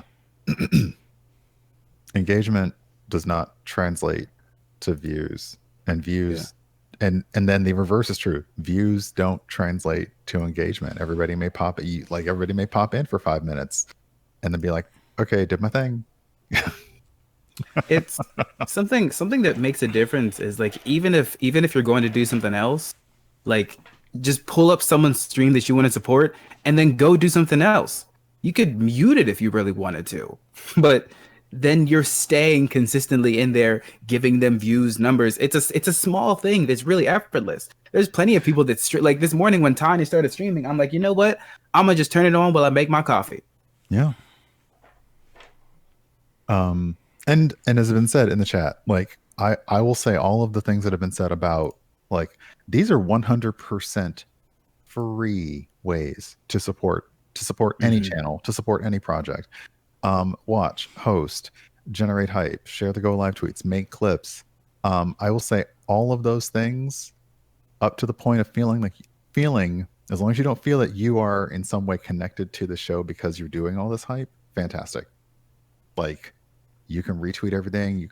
I always say, like, not even retweeting, but like an organic tweet of, I'm watching this amazing thing, and then including the link, because then people are like, oh wait, you said it, as opposed to just retweeting something someone else said. It's very different. This person is interested versus this person supports it. Right. That might have been a mistake, Millie. Oh no, okay, yeah. What did you say, Millie? I missed something. It was about Twitch made an announcement yesterday about VODs counting towards views again. They were they were really weird about the numbers. And I'm not 100, like, Twitch made a lot of announcements yesterday that made people like go, and I was only able to focus on one, so I did not focus on the others. I was focused on the ads one. Ugh. Yes, the ads thing, just like during the stream. Yeah. Oh yeah. Please tell me if you get a Nurble, random ad. hello. A hello, wild friend. Nurble has appeared. How is the new spot treating you all? It is good to see you. If Misty's around, please say hi. But yeah, we will absolutely say yes, please. First off, show up on Twitch, be in chat, click on mute site, put it all the way down to almost zero volume. All of those things. That will help first and foremost. But yeah, retweet, share clips, make clips, talk about it in your Discords, talk about it in your TTRPG channels and your other Discords. Don't go on the hilt of promotion, because you're not a promoter for the show, but yeah, just talk it up and enjoy it. And your actual genuine enthusiasm for a thing will translate to other people who are interested in it. And we remember people who are enthusiastic and actually care and passionate about seeing what we do. Because, like, oh, you know what? That person, every time I post a cosplay, that person hypes me up and it's legitimate. And sometimes, like, I know that person. I remember that person. Because when we see names that come up continuously and that are supportive, we know them. Lickamore is consistently in this chat and literally made me mimic miniatures, like, for ideas that I had. And I was like, what? Why? I'm just a weird person. They're like, no, this is awesome. We support each other. And I'm like, stop it. So like we see these names and remember them. What do you mean? Oh, you mean the ads thing? The ads thing, yeah. Yeah.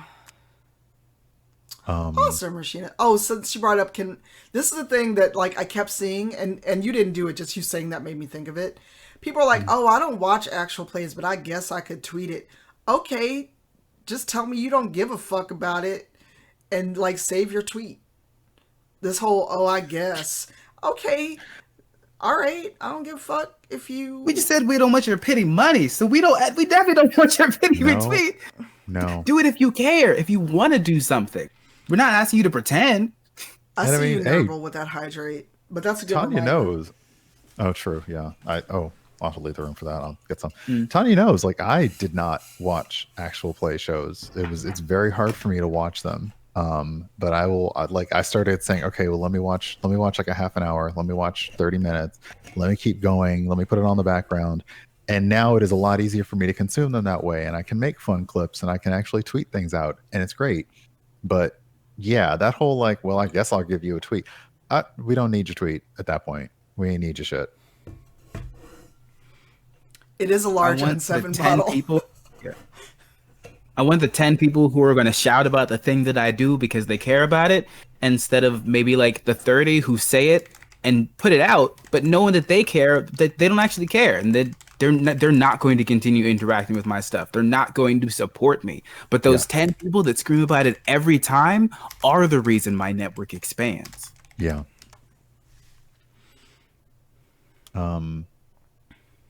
Let's see here. And the thing is, like, that's you're gonna remember people, you're gonna see people. But yeah, it's even when I do raids, I say, hey, I'm gonna be there for 5 minutes because I actually have to go. I'm gonna be honest about that. Like, we're gonna go over there and I'll like be in chat, but I'm like, I gotta go like real quick.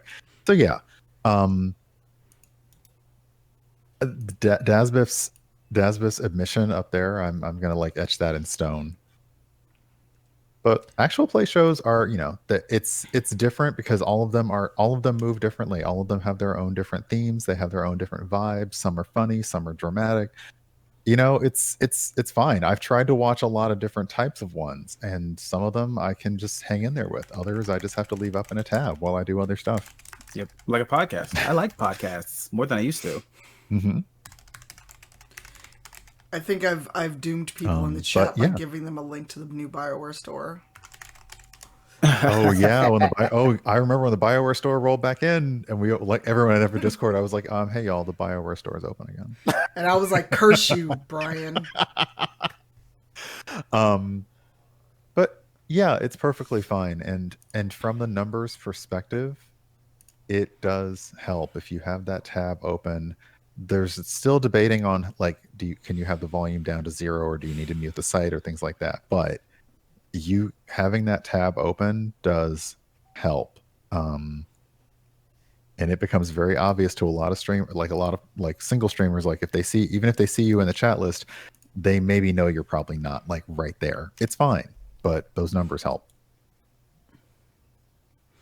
Yeah, and for me, it's like when people, like whenever we talk about doing things like the last Black as Fuck roundtable, where people kept going, oh, I can't make it, I'm gonna watch about. Okay, cool. You don't have to tell me you're not going to be there. This is gonna sound terrible, but I don't give a fuck. If you can't be there, yeah. Go ahead, Gabe. Can you? Yeah. I was gonna say they could literally just say, "Oh, I'm excited for this," versus "Oh, I can't be there." I'm excited for this is a positive, good thing. I don't need to know that you're not going to be there. I'm just glad you're excited, and then that's a positive thing that goes along with it. Hey, Felis, good to see you. We may have two Felises for a change. Felis Benarius, who I know from the Division 2 community. Oh yeah. Nice. Looks like we only have one at the moment. Hey, Maria. But yeah, like you wouldn't tell somebody who's excited to be in a theater show, oh my gosh, that sounds great, I can't make it. Unless it's like community theater and they're trying to sell you tickets, because then you actually need that excuse, because that's really annoying. But yeah, like it's fine. Either sometimes, and we've probably all thought this and definitely said it, sometimes saying nothing is acceptable. Relief. It's like you don't have to say anything. Thanks. You ain't got like shutting. What did Kelly say? Shutting up is heckin' free. Oh, I say shutting the fuck up is free of charge. Oh, I know. I'm trying to work on hecking. I'm trying to work on hecking for not swearing on stream, but screw that. Someone's making fan dice for Critical Role, and they just followed the RPG account. Also, oh neat. Yeah, well, Matt retweeted it. So literally, I made this account Sunday, didn't tell anyone about it. Someone found it before I'd even finished putting in everything, which creeped me out.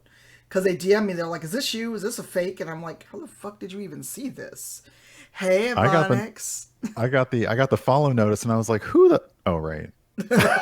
No, this was before I even started following people outside of the project. I literally started setting it up before we went live with Rivals. I wasn't even done. And somebody DM'd me. They're like, is this you? Is someone faking you? And I'm like, the fuck are you talking about? Hey, Ebonix. Ebonix actually was on a really good EGX panel that I shared on Twitter and I think in one of my Discords. Because, can you remind me of your co-host's name, Ebonix? Because you did a discussion about black streamers in the UK specifically. And it was really good. Here's the video. But the thumbnail doesn't give your co-workers, your co-panelist's name.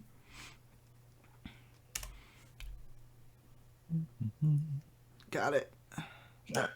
Excuse me. I mean, I will cuss a lot, but I was just repeating what Kelly had used. I've absolutely 200% said shutting the entire fuck up is free. So, y'all know that I'm not scared to cuss. I don't give a fuck. The family friendly tag isn't on, so I did. It was really good. Can I get a shout out for Ebonic Sims too? I mean, look, I'm an old grumpy middle-aged black woman on the internet. I done seen some shit, and if I want to cuss, I'm gonna cuss, especially on my channel.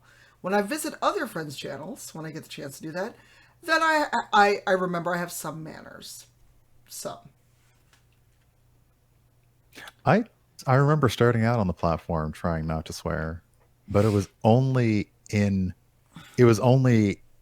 as a, like, because I got sick of, like, who was the people who were basically like shouting out all the racist slurs, like, it's a gamer word, and I'm like, you really do have a choice and control over which words you say and don't say.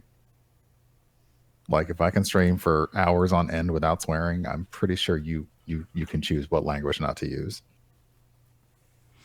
Yeah, no worries, Namira. Thank you so much.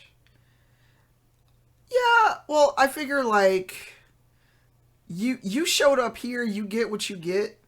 Because someone did that to me on Facebook. They're like, you shouldn't cuss so much. I'm like, you are on my Facebook page. You can leave. Huh.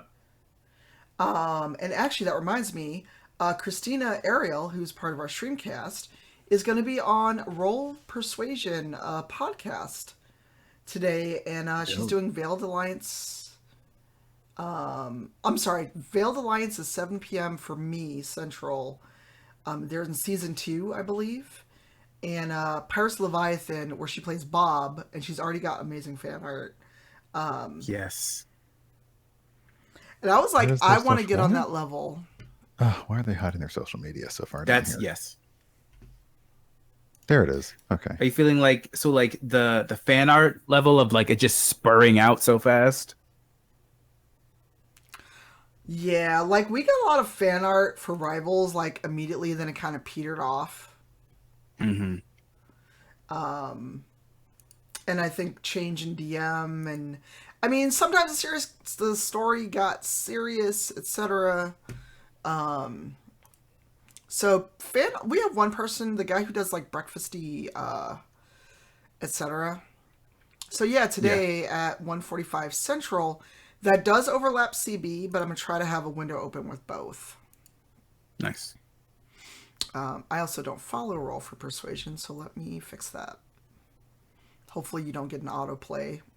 Because the other thing I don't like about Twitch's new change, the big banner autoplays whoever they're hosting, and I'm like, I don't need that to autoplay. Can you not? Yeah. But I may do some FAQ, but I've got writing, and I've got a consult meeting on Thursday I need to prep for. I'm not stopping the stream right now, but there's other stuff I need to do beside this. Yeah. Then I guess let's see here.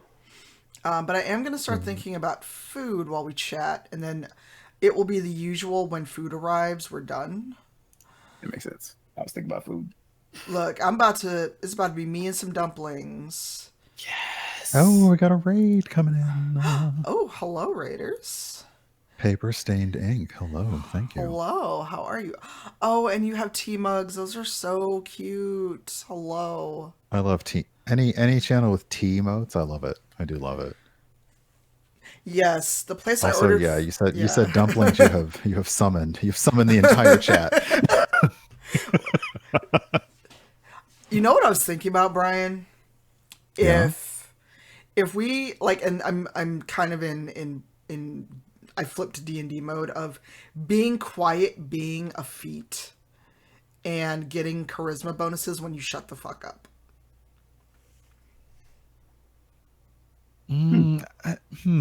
Now, okay, now you have my brain working, which is dangerous. It goes well. Thank you for the raid, Paper Because Stained Ink. I think about the times and the ways that actually being quiet gives you like in conversation, being quiet gives you a tactical advantage. Like, you are not you're basically standing by. It's almost like a perception slash charisma thing. Like you're kind of being quiet, gathering information, and then based on what you hear, as opposed to joining the fray, it gives you an advantage on what you might say next. But also, yeah, I like a feat that's just like shut the entire fuck up. I like that. Yeah, and it's just STFU. It gives I you a also like charisma it as a bonus. cantrip. Can I use it against? Ooh. Can I use it as a cantrip against somebody else? Well, no. So Shut the entire fuck up. wow, Dosmith. So before we get in the weeds with this, I want to say thank you to Paper Stained Ink for bringing everyone in. My name's Tanya. We sometimes do just chatting. We haven't done it in a long time, but we wanted to come. I felt like chatting this morning, and we're talking about the RPG we announced yesterday, and Urban Bohemian and Gabe James Games is on voice with me. So yeah, so welcome. And sometimes we game, and I saw you're playing Destiny. Are you getting ready for the new expansion? Oh crap! I gotta put that on my pre-order list. I completely forgot. I pre-ordered it. I asked a friend about a PC code, but we have not confirmed if that's a possibility. Oh yeah, I should. I guess I should also see if it's possible for me to request things from people. Yes, you should do that. I kind of look. It is hard to find. Sometimes it is hard to find their media request sites. Is all I'm going to say. They don't make those obvious. So I'm gonna make just I'm gonna saying. make you a spreadsheet. Ooh, nice. Forsaken. And I will say I'm not I've been away from D&D for a very long time, so if I speak a thing into existence that I'm like, hey, this would be a really fun concept, and somebody else says, oh, isn't that what pre-existing thing is already for?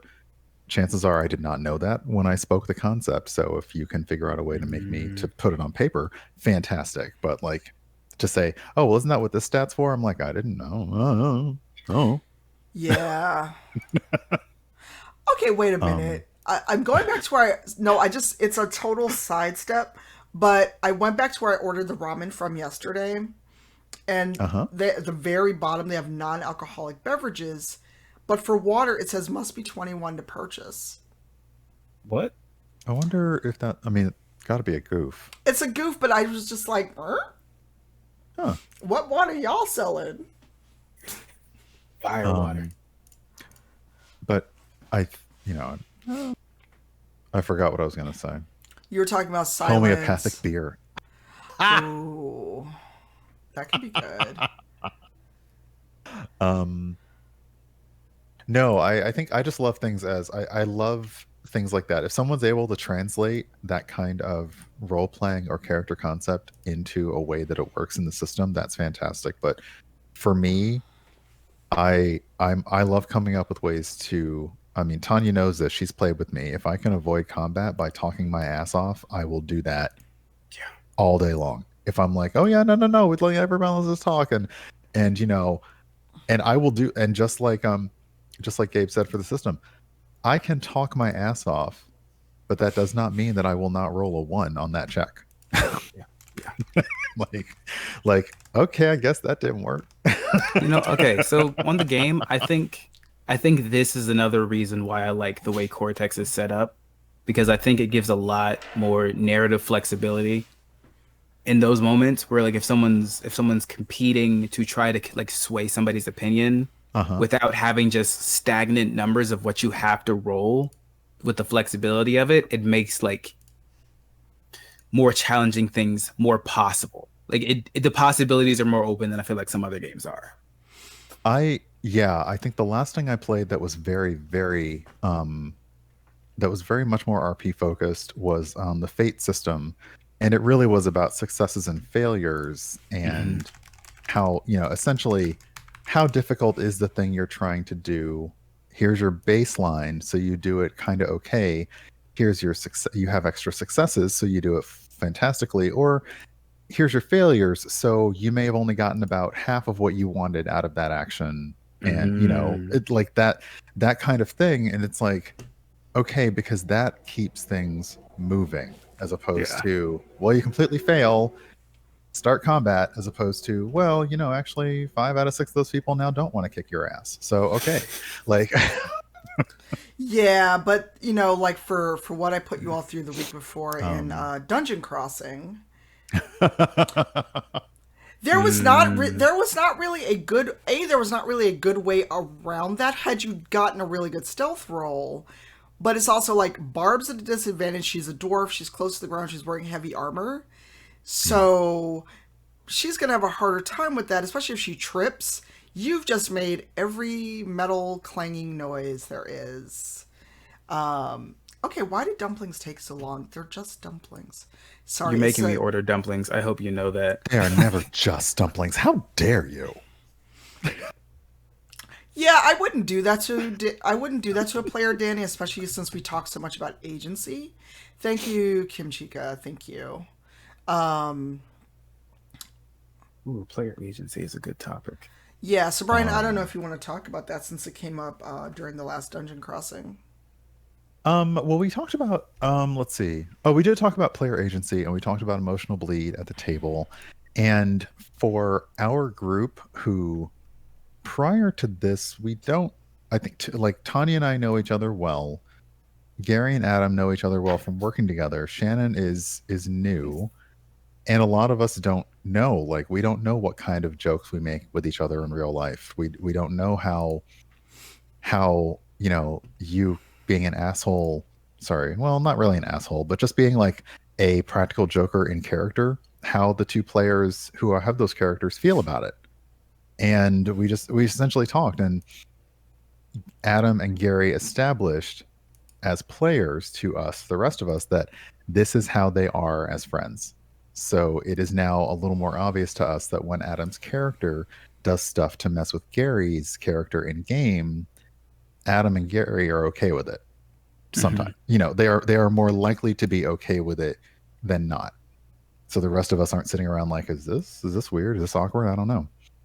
Um, and yeah, we had some questions, I know, in my chat and in Tanya's chat when it was happening about, like, emotional bleed and player agency. And the fact is, the player said my character is doing this, and my character wants to be left alone. And another player said, well, my character is going to go and bother that character that said they want to be left alone. And that was a moment, that's where we had to kind of take a time out and say, okay, um, you know, in this fictional world, you will have worked together before. You will know that this is what this character wants, and yet your character is going to do this anyway. We definitely need to talk about this moment. And I thought it was a really good conversation we had around it. Yeah, and it's just one of those things where you're like, because IRL, if that was, and I shouldn't say IRL, but let's say like if Celise, everyone knows Celise is kind of a grumpy character, and if she says, okay, we have to camp here overnight, I go off in the far corner because I want to be by myself, and someone decides I'm gonna poke the bear. If I cut your head off, you kind of knew that was coming, right? Yeah. Oh damn! Why is DJ like this?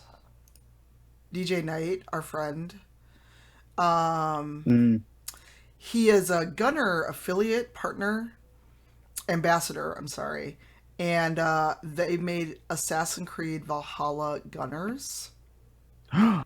Yes, I will put the link in the chat. Oh, that was out loud, wasn't it? Sorry. That's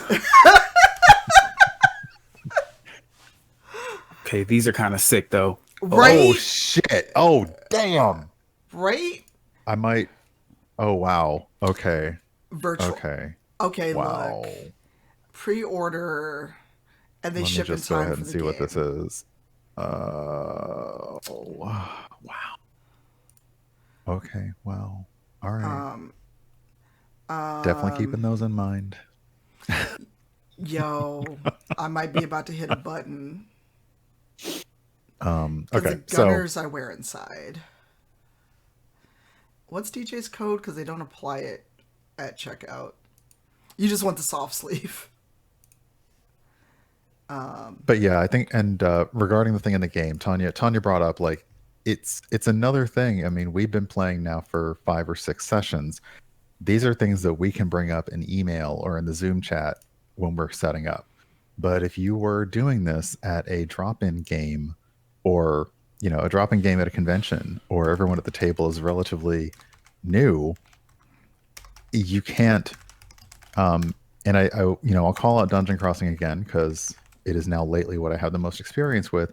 Gary's character in the first session, he didn't really understand making a character to play in a team. So he made the most murder hobo, dark tortured past, grumbly, doesn't care if he lives or dies ever character. And Tanya was like, okay, but here's how that's going to go down in this world. And of course, within the first session, he had challenged our client. He basically told our client, I could kill you right now. And the client said, all right, kid, let's go. Yeah, and it's like well, and the thing is, I would not have wanted to kill Gary's character, but it would have been a salutary lesson in you could do this, but there's consequences. Yeah. And I feel like people are getting a lot more. They are getting a lot more used to that. But it's the kind of thing where, yeah, if you're at a game and you don't necessarily know the people at the table, and this could be a role playing game. I've been to board game and card game conventions where you sit down and unbox something, and unless all of you are brand new to the game, you might say okay, well, here's my play style, here's this, just because, not to reveal your strategy, but your style. Just because some people are not going to have fun playing Monopoly with you if you play a certain way, regardless of how you play to win. Like if you're just playing like a butt, nobody wants to play with you. So yeah, it was a kind of thing where it's like, realize that when you're playing in an ensemble, you kind of have to make sure you're giving room to everyone and you're also working together. If you're making your character an utter ass, and also this does not wow, wait, where is my brain? To say that's what my character would do is a quick I'm out. Like the minute somebody says, oh, well, that's what my character would do as a defense of reprehensible behavior, I'm done. Like, nope. Good. Thanks. Bye. Yeah. Sorry, I was spending money I probably shouldn't have. Oh, Dimples knows the Monopoly pain. I'm looking at, see, hold, sorry. Don't be a dick. I mean, that's the long and the short of it. Yeah. Let's see here. Wait. Well, it's one of those things where it's like, okay, cool. That's like you were saying, you and I have been friends for 20 years. Jesus Christ. Gary and Adam have been friends however long they've been friends, and Gary knew Shannon, and her seeing the tweet is how she joined the game. But at the table, we're still learning each other's quirks, preferences, how you are. And, while it is educational, we stop the game way more than I normally would as a DM. And Tardis, thank you for continuing your sub. So. Oh, wow, Gamer Glenn, really?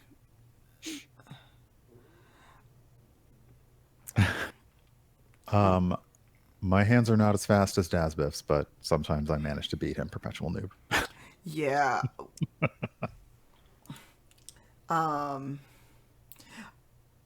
It's just, it's a lot, and, people need to realize that, being the jackass at the table makes it not fun.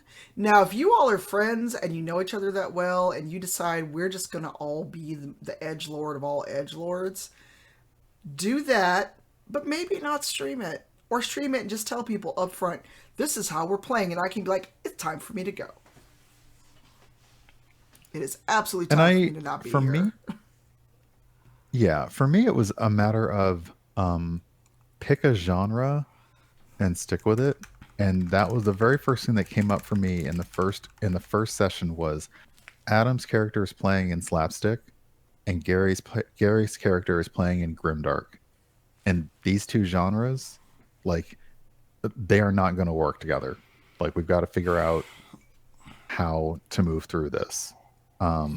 So yeah, and because it's possible, it's perfectly possible to play characters in the genre. Like when you played the one shot that Dr. B DM'd, all of your characters in that were, it was still in the we're kind of doing a farce parody thing, but all of your characters had very distinct personalities that they still managed to make work together in the game.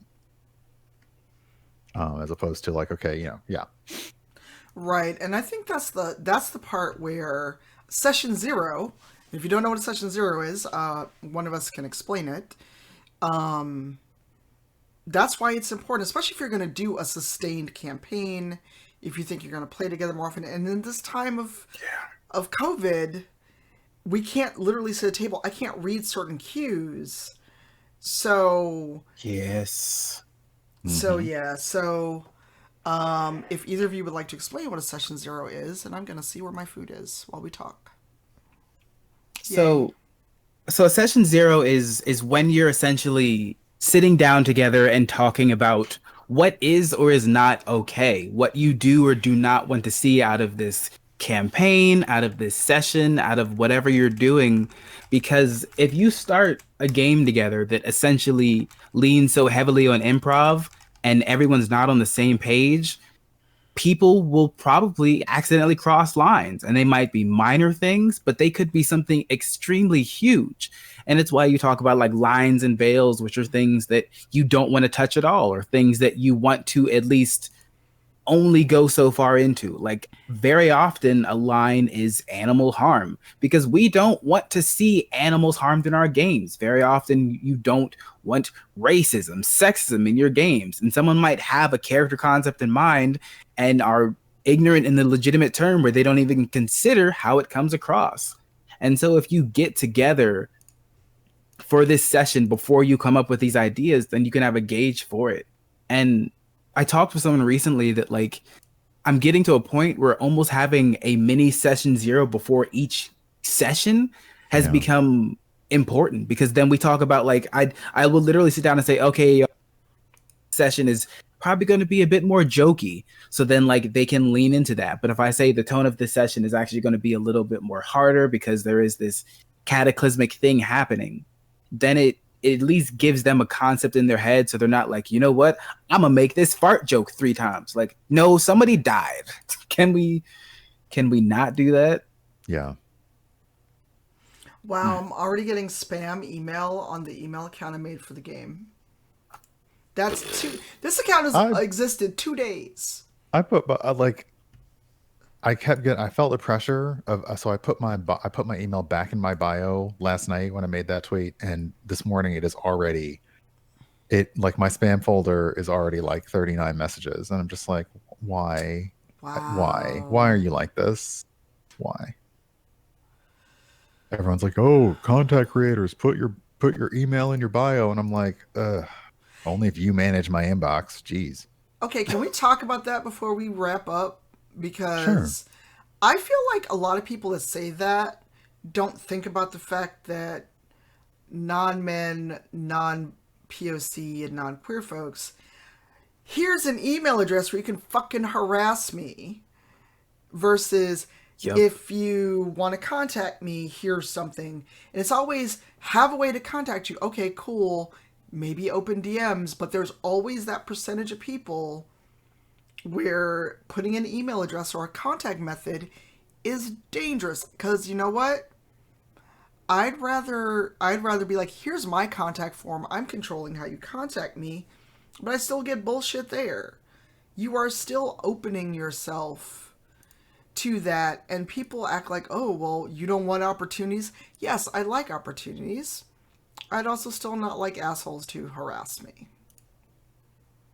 I Yeah, I don't know. I mean, I always hear it from people who do this, and my actual day job is web development, so a lot of my day job is like the user experience on the website, and I constantly hear, I just didn't want to have to make all these clicks.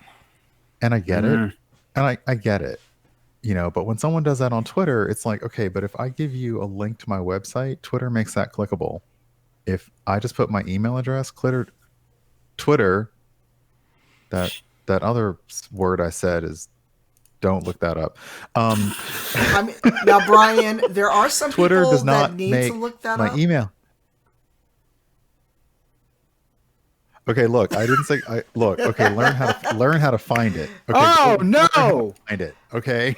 Just It's a thing? This is a real thing? Oh, Gabe, we need to have an after dark stream, sir. We need to have an after dark. Oh god, no! I think we broke Gabe. That's Bob's. Wow, Dimples is like, I gotta go. Well, I'm gonna be out. Like, there's something burning in another state. Let me go. But so Rashina and I'm gonna say Kickstarter? Rashina, but essentially what they're saying is you should make it as easy as possible for somebody with an opportunity to get to you. And they're putting forth this idea that there is this one media rep for a company who is like Matrix level, like just going through everybody who's ever mentioned a game and going immediately to their bio and saying, well, I don't have a good way to contact them, so they're off the list. That is the idea that everyone gives you. Like, I just need to have a one-step option. But it's like, yeah, I am now putting my email out, and never make it your own. Always get another one. I'm putting an email address out there for the world. Any little thing I've done anywhere, somebody's like, oh, well, I can email him immediately. There are newscasters, most of them women of color, who every single time they sign off for the night, they have to deal with emails from people saying they didn't like what they said, they didn't like what they did. Can you imagine that every night? Like, you go off the air, you just want to have like chill and eat your food, and you have to come into work the next morning with like 15 emails from people who didn't like the way you said a word on last night's news, because to them, you're public consumption. So I understand when someone says, I would just want to find the easiest way to contact you. But at the same point, keep saying it to people as, oh, well, you must have your email in your bio, also kind of tells me that you as a rep are just a tiny bit lazy. Not lazy, but just a tiny bit. Because just like click on the DM thing. If my DMs are open, send me copy paste. I will read an entire press release if you DM it to me. It's fine. If you can't find my email address, it's fine. I'll figure it out. But like sometimes saying you saved me a click is not good. The reason I put something behind a click is because I need an action on your part. Mm-hmm. Yep. It's deep. Damn. I really. And I hate it because it goes against what so many people say when it comes to brand building and this and that. And I'm just like, I told Tanya, like, I am that skeptic in the back of the pyramid scheme room. Like, okay, but the thing you said. Right. And it's just like, you're like, that doesn't add up. Like, that is a big part of why I don't do games journalism anymore. So I'll say this, and then we'll start winding down, because I think Bronze is on. We can give her a nice raid. When I did that article about ARMS, the Nintendo fighting game, which nobody said shit about ARMS in all this time. Hey, Sarney. And this dude, and I got like people try to message me on Facebook. People like hit me up in my DMs on Instagram, which if you ever need to reach me, don't ever use Instagram. I look at that shit once every 2 months, maybe a little more often. But at least Instagram like puts it in like a whole folder. So if you don't follow that person, it just sends you over there, and I may never see the shit. No worries, because we're gonna start wrapping up, because A, my food's almost here, and B, I'm hungry, C, I'm thirsty, and I would like something that is not coffee or water. Fair. Yeah. But like there was the one guy who kept harassing me, and at the time I was still doing fresh out of tokens, and he used the fresh out of token. He tried to DMs there. He used my contact form to invite me on his podcast to talk about the character that he's so mad about that he thought I was saying fuck Nintendo, fuck the Switch, fuck this game, and it's like, do you not see the irony of literally harassing an actual real life black woman over some brown pixels? Like let that sink in. You are following me around the internet and harassing me to defend a fake brown collection of pixels. Meanwhile, you're harassing and stalking an actual black woman. Make it make sense. Mm-hmm. So yeah. But I think that's maybe it. But you know, it sounds weird to say because we weren't really doing like podcast. But plug yourselves while I throw up the ending screen and start a raid. Go ahead, Brian. Hi. Yeah, in case anyone doesn't know, I'm Brian. I'm Urban Bohemian. I'm a variety streamer on Twitch and Twitter and Instagram and pretty much everywhere as Urban Bohemian. If you're interested in what I'm doing, you can catch me later today at 3 p.m. Eastern. I will be streaming, I think, Jenny LeClue, but I actually have a few new games I've been offered, so I may swap it out and we may play something cute. Well, cuter. Cute. We'll just say cute. And yeah. Gabe. Hi, I'm Gabe. Gabe James Games on Twitch, Twitter, pretty much. Yeah. No, I was just saying, Gabe. Oh. Yes, please talk. Yeah. Wait. Gabe. on pretty much any other social media. Oh my god, I kind of love that. We're gonna come back for that. I might need that. You can actually find me later today, 9 p.m. on Entertainment Channel, streaming the finale for an Altered Carbon campaign, Osaka Rising. You can find me on Mondays on the D&D channel at 1 p.m. Pacific time. We're starting our Rime of the Frost Maiden campaign, which I'm excited about. Looks terrifying as hell, but I'm here for it. I'm pretty much just anywhere else on the internet. I do a lot of game design stuff, tabletop, and digital. So stay busy. Yeah, I'm trying to see why I don't see the raid call. Do you all see it? I see. Yeah, I see it. Hashtag. It's right there. No, like the actual little Hashtag bar. Cypher raid with the hi. Okay, no, like the actual yeah, I see bar. it in chat as. I see it in chat as well. Yeah. No. Yeah. I know. Yeah. I'm not. That's happened more and more recently. But again, thank you all for all the gift subs, the hype train, all of this other stuff. Also, let me know how you like the new overlay. I made it myself. It's dope. Yeah. I was surprised. I pulled it off. I was like, between Canva, Picrew, and Photoshop, I have made myself an overlay. And I like it. It's cute, but it took a lot of work. I also need to redo it because the resolution is not what I want on this. I'm being persnickety. I like minimalist, but a lot of minimalist overlays you can buy are just like a black square and that's it. I just want to nudge your credits over a bit because they're not centered, but that's, you know me, that's my thing. But I can also do that later. I'm like, I just want to reach into the screen and be like, oh. And we auto-rated because we We're talked off. so long. True.